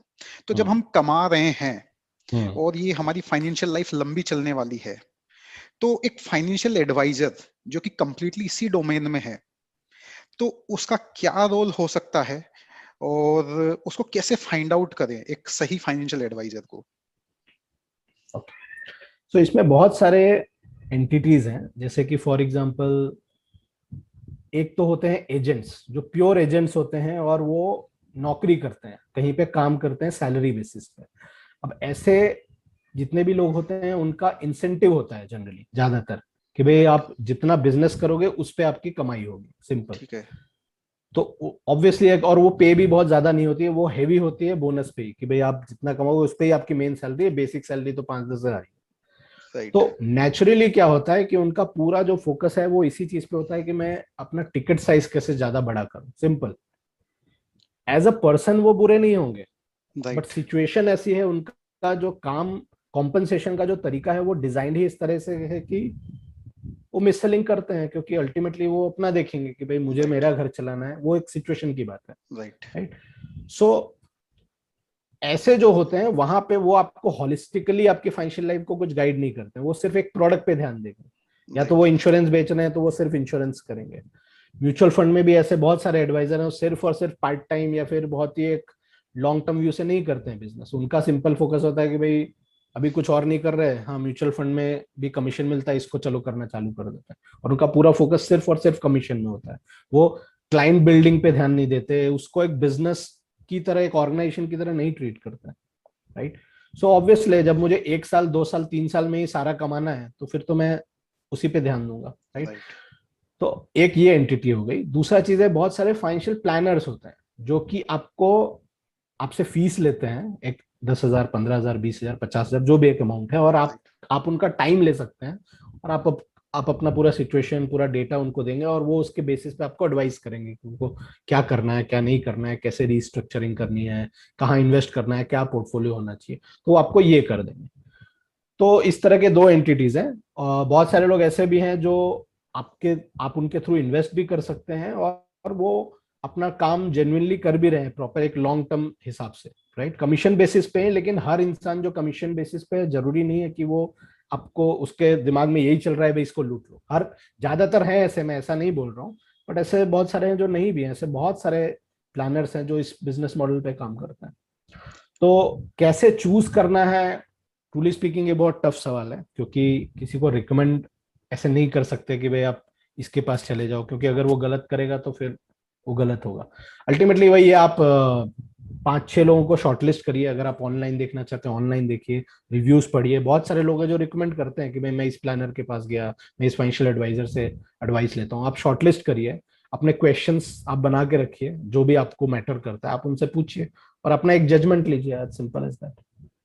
क्या तो सेबी बहुत, की तरफ से भी कुछ रेगुलेशन होता है कि कुछ रजिस्ट्रेशन एंड ऑल?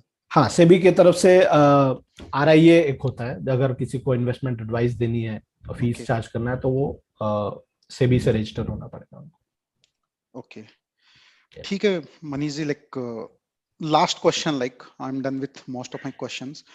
अब इसमें कोई, एक हाँ। इसमें एक पॉइंट मैं ऐड करना चाहता हूँ, सॉरी मैं कट कर रहा हूँ, कि कई बार आप खुद से ही आप ये कर सकते हैं, अगर आपके पास टाइम है, अगर आपको दिलचस्पी है पढ़ने में, समझने में, एनालिसिस करने में, तो आप पूरा रिसर्च करके खुद खुद डिसीजन ले सकते हैं। बहुत लोग ऐसा करते भी हैं। बट बहुत सारे लोग ऐसे भी होते हैं जो ये बोलते हैं कि भाई मेरा टाइम ज्यादा वैल्यूएबल है, मैं ये सब करूं, मुझे या तो मजा नहीं आता, मेरा इंटरेस्ट नहीं है। ऐसे भी लोग हैं कि भाई मेरा राइट। इंटरेस्ट नहीं है, मैं किसी को हायर करके उससे करवा लेता, ऐसा भी होता है।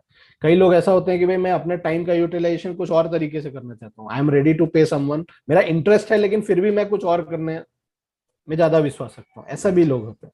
और खुद पे अगर कोई डिपेंड करता है कि भाई मैं खुद से एनालाइज करके खुद ही करूंगा, तो उसमें प्रॉब्लम ये होता है कि हम कई बार इमोशंस में फंस जाते हैं, कई बार लेथार्जी होती है, करूंगा करूंगा करके वो कभी होता नहीं, जहां पे सबसे बड़ा लॉस वही होता है। राइट। तो ये एक इम्पोर्टेंट पॉइंट है सुमन में कि राइट, आपको आपने हायर करना है। किताब भी लिखी है, how to be your own financial planner.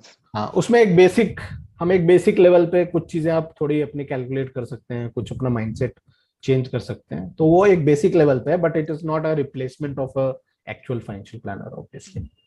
Right Manish ji, like सभी इंपॉर्टेंट पॉइंट्स पे हमने बात की जो एक जी यंग स्टूडेंट के लिए इंपॉर्टेंट होगी, या जो जॉब में जी एंटर कर रहा है उसके लिए इंपॉर्टेंट होगी। लास्ट में मैं ये समझना चाहूंगा कि ये तो हमें समझ में आया कि हमें अपने स्किल पे ध्यान देना चाहिए, अपनी जो अर्निंग्स है उसको बढ़ाने की कोशिश करनी चाहिए, ज्यादा से ज्यादा सेव करने की कोशिश करनी चाहिए।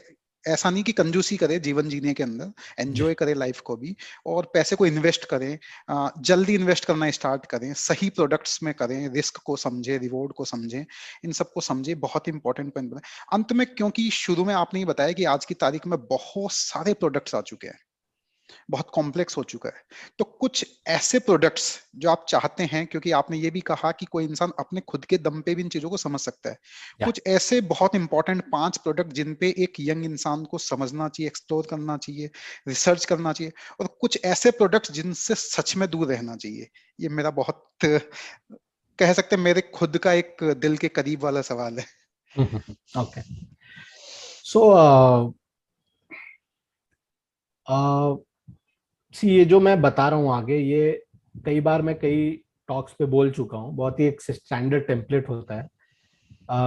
सबसे पहली चीज है, एक टर्म प्लान होना चाहिए। अगर आप अर्न कर रहे हैं और आप पे फाइनेंशियली डिपेंडेंट है, आप, अगर एक इंसान मर गया और उसकी फैमिली इम्पैक्ट होने वाली है फाइनेंशियली, उसके एसेट्स अभी तक बिल्ड नहीं हुए हैं, अभी अभी जॉब लगी है या 3 4 5 10 साल ही हुए हैं, तो उसके पास एक टर्म प्लान होना चाहिए, प्लेन वनीला टर्म प्लान। उसमें कोई राइडर और रिटर्न ऑफ प्रीमियम, उसमें भी बहुत सारे कॉम्प्लेक्सिटीज आ गई हैं, लेकिन सिंपल टर्म प्लान ले लीजिए।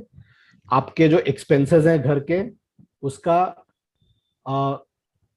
पर मंथ की जो आपके एक्सपेंस हैं उसका 300 से 400 गुना। मतलब अगर घर का खर्चा 30,000 रुपए है, कि भाई मैं नहीं हूंगा तो मेरी फैमिली 30,000 रुपए पर मंथ में एक रह सकती है, उसको 400 से मल्टीप्लाई कर लीजिए, 1.2 करोड़ से। एक बहुत ही सिंपलिस्टिक थंब रूल में दे रहा हूँ, तो राइट। उतने का आप टर्म प्लान ले लीजिए, सिंपल। वो एक पहली चीज होनी चाहिए। दूसरी चीज है, अच्छा एक हेल्थ इंश्योरेंस होना चाहिए। कंपनी से जो मिला है वो है तो ठीक है, वो एक एक्स्ट्रा है, लेकिन आपका खुद का एक गुड हेल्थ इंश्योरेंस होना चाहिए। मिनिमम टू मिनिमम मुझे लगता है 10 लाख का आज के जमाने में होना चाहिए। उतना भी नहीं ले सकते तो एक 5 लाख का तो लेना ही चाहिए कम से कम, हेल्थ इंश्योरेंस। राइट। और हेल्थ इंश्योरेंस चूज करने के लिए, हेल्थ इंश्योरेंस एक कॉम्प्लेक्स प्रोडक्ट है। ऐसा नहीं है कि आप सिर्फ गए और बस एक पॉलिसी ले ली, थोड़ा सा रिसर्च कर ली, उसमें बहुत सारी चीजें होती हैं। तो अगर आप एक एडवाइजर के थ्रू जा सकते हैं, या फिर एक लोकल आपका कोई हेल्थ इंश्योरेंस का एजेंट होगा जो कई साल से इसमें है, ऐसा नहीं जो नया नया बिजनेस कर रहा है, कई साल से है, उसकी हिस्ट्री है, उससे आप बात करके समझने की कोशिश करिए कितना नॉलेजेबल है, कितनी हेल्प करेगा, आप उसके थ्रू ले सकते हैं, या फिर ऑनलाइन भी ले सकते हैं अगर आपको वो लेना है तो। ये हो गया दूसरा प्रोडक्ट। तीसरा चीज मुझे लगता है कि हर किसी को एसआईपी तो जरूर करनी चाहिए। कुछ 2 3 फंड आप ले सकते हैं, डाइवर्सिफाइड इक्विटी, उसमें एसआईपी चालू कर दीजिए। आई थिंक चूज कैसे करना है वो एक लंबा टॉपिक है, हम उसमें नहीं जाते हैं, बट अगर स्टार्ट ही करना है तो it's not a bad idea to choose some good famous funds जो जिनके रिटर्न्स अच्छे रहे हैं, आप ऑनलाइन देख सकते हैं। हालांकि ये एक बेस्ट तरीका या एक सजेस्टेड तरीका नहीं है, but it's not a bad start. आप राइट। एक लेके चालू कर दीजिए, बाद में आप सीखते रहिए, कम से कम चालू करिए, 1 2 साल के बाद आप डिसाइड कर सकते हैं कि आपको कैसे और उसमें इंप्रूव करना है। तो एक ये हो गया। दूसरा चीज, 6 महीने के जो एक्सपेंस है वो आपको इमरजेंसी फंड में रखने चाहिए। एक फिक्स डिपॉजिट कर लीजिए, या फिर आप short term ultra bond fund, mutual fund में आते हैं, वहां पैसा रख सकते हैं। बट पॉइंट ये है कि ये पैसा आपके नजरों के सामने नहीं रहेगा। वो आपको सेविंग बैंक अकाउंट में नहीं रखना चाहिए, जहां आप ऐप खोल रहे हैं तो आपको बार बार दिख रहा है कि अरे ये मेरा है 1.5 लाख रुपए, 2 लाख रुपए। वरना क्या होगा, अगर आपका फ्रेंड कोई गोवा ट्रिप कर रहा है तो आप वो पैसा वहां यूज कर लेंगे। राइट। आप उसको बोलेंगे अरे बहुत इमरजेंसी है, ट्रिप आ गई है बीच में, वो इमरजेंसी नहीं, आपको कुछ हेल्थ रिलेटेड या हॉस्पिटलाइजेशन या ऐसा कुछ हुआ, जॉब लॉस हुआ, उस समय आप उसको यूज करें। तो इमरजेंसी फंड हो गया। आई थिंक प्रोडक्ट में हाई लेवल पे तो मैं इतना ही बोलूंगा, और भी बहुत सारी चीजें हैं। आपको डेट साइड पे पीपीएफ, अगर एक अकाउंट खोलना है तो आप पीपीएफ भी खोल सकते हैं। स्टे अवे जहां तक रहना है तो मैं बोलूंगा कि अननेसेसरी लोन्स नहीं लेना है। लोन्स लेना है तो आप एक होम लोन ले लीजिएगा, एजुकेशन लोन अगर आपको हायर एजुकेशन के लिए जाना है वो आप ले सकते हैं, क्योंकि अल्टीमेटली आप अपने करियर या स्किल बिल्डिंग के लिए वो कर रहे हैं। But personal loan, even car loan, मैं मुझे नहीं लगता कि कार लोन भी एक सेंसिबल चीज है, खास करके जब आप इस कार लोन के बारे में मैं ऐसा सोचता हूँ कि अगर एक इंसान है वो 5 साल 6 साल काम कर चुका है, तो क्या वो इतना भी पैसा नहीं जोड़ पाया कि एक कार ले सके, फिर भी वो राइट। लोन पे डिपेंडेंट, मैं इस तरह सोचता हूँ। हालांकि कुछ रीजंस हो सकते हैं कि जहाँ कोई इंसान बोले कि नहीं, मुझे कार लोन 10% पे मिल रहा है जबकि मैं पैसा इन्वेस्ट कर सकता हूँ 15%, तो मैं ले लूंगा। राइट। या फिर कोई इमरजेंसी सिचुएशन है कि बनी जॉब ज्वाइन करते ही मुझे खरीदना पड़ेगा, तो वो बात अलग है। बट इन जनरल मुझे लगता है कि कार लोन, पर्सनल लोन, ये सब नहीं लेना चाहिए। खुद से अपने दम पे आप पूरा फुल उसका पेमेंट करिए, मुझे ऐसा राइट। लगता है। क्रेडिट कार्ड एक, या बहुत हुआ तो दो, और उसमें भी आप लिमिट में रहिए।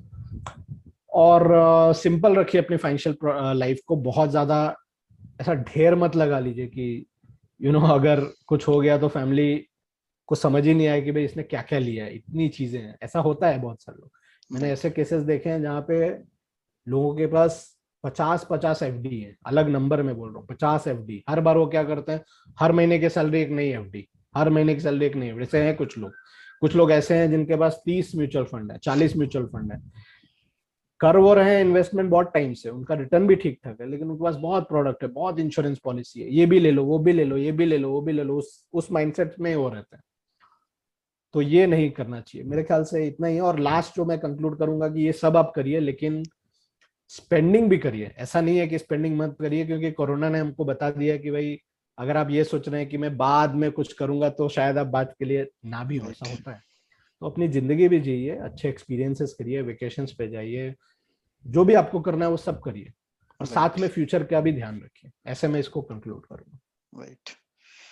ठीक है मनीष जी, आपका बहुत बहुत धन्यवाद। आई बिलीव कि जो हमारी ऑडियंस है, इवन मेरे लिए भी ये बहुत ही वैल्यूएबल सेशन आपके साथ रहा। लगभग 1.5 घंटे से ज्यादा हो गया है। और कोई भी जो क्वेश्चंस आते हैं हमारे ऑडियंस के, तो मैं कोशिश करूंगा आप तक वो पहुंचाने की, बिल्कुल। आपसे डिस्कस करने की। और मैंने आपको फर्स्ट टाइम रीच किया, एंड आपने कुछ भी नहीं पूछा, एंड आपने सीधा हाँ कह दिया। और उसके बाद हमने इंटरेक्ट बस इसी पे किया कि हम कैसे इसको बेहतर से बेहतर बना सके, सरल से सरल हिंदी भाषा में इसे प्रस्तुत कर सके। क्योंकि आपका भी पर्पज यही है, आप इस फील्ड में लोगों को उनकी लाइफ में बेहतर कैसे कर सकें, इसी उद्देश्य से जुड़े हुए हैं। तो उम्मीद करते हैं कि ज्यादा से ज्यादा लोग इसे देखें, लोगों से भी यही उम्मीद करेंगे कि इसे लाइक करें, ज्यादा से ज्यादा स्टूडेंट्स तक प्लीज इसे शेयर करें, ताकि हमारा भी जो मिशन है, इसके पीछे का एजेंडा, वो फुलफिल हो सके, जी। और इस तरह का और कंटेंट बनाने के लिए हम एनकरेज हो सके। तो ठीक है मनीष जी, बहुत बहुत धन्यवाद। आपका फिर भी मिलेंगे धन्यवाद। आपसे। आपका भी बहुत थैंक्स। ये हमने हिंदी में रिकॉर्ड किया, उसमें भी बहुत मजा आया, क्योंकि जनरली मैं जितने भी सेशंस वगैरह करता हूँ उसमें ज्यादातर कई बार इंग्लिश में ही होता है, तो हिंदी में भी करने में बहुत मजा आया। और इस तरह का सेशन आई थिंक मैंने किए हैं एक दो, लेकिन बहुत नहीं किए हैं। कई बार क्या होता है, बेसिक्स की हम बातें कम करते हैं और थोड़ी एडवांस और ऐसी चीजों की ज्यादा करते हैं। तो मुझे भी बहुत मजा आया, एंड आई होप कि जो भी ये सुन रहे हैं उनको काफी वैल्यू मिला होगा।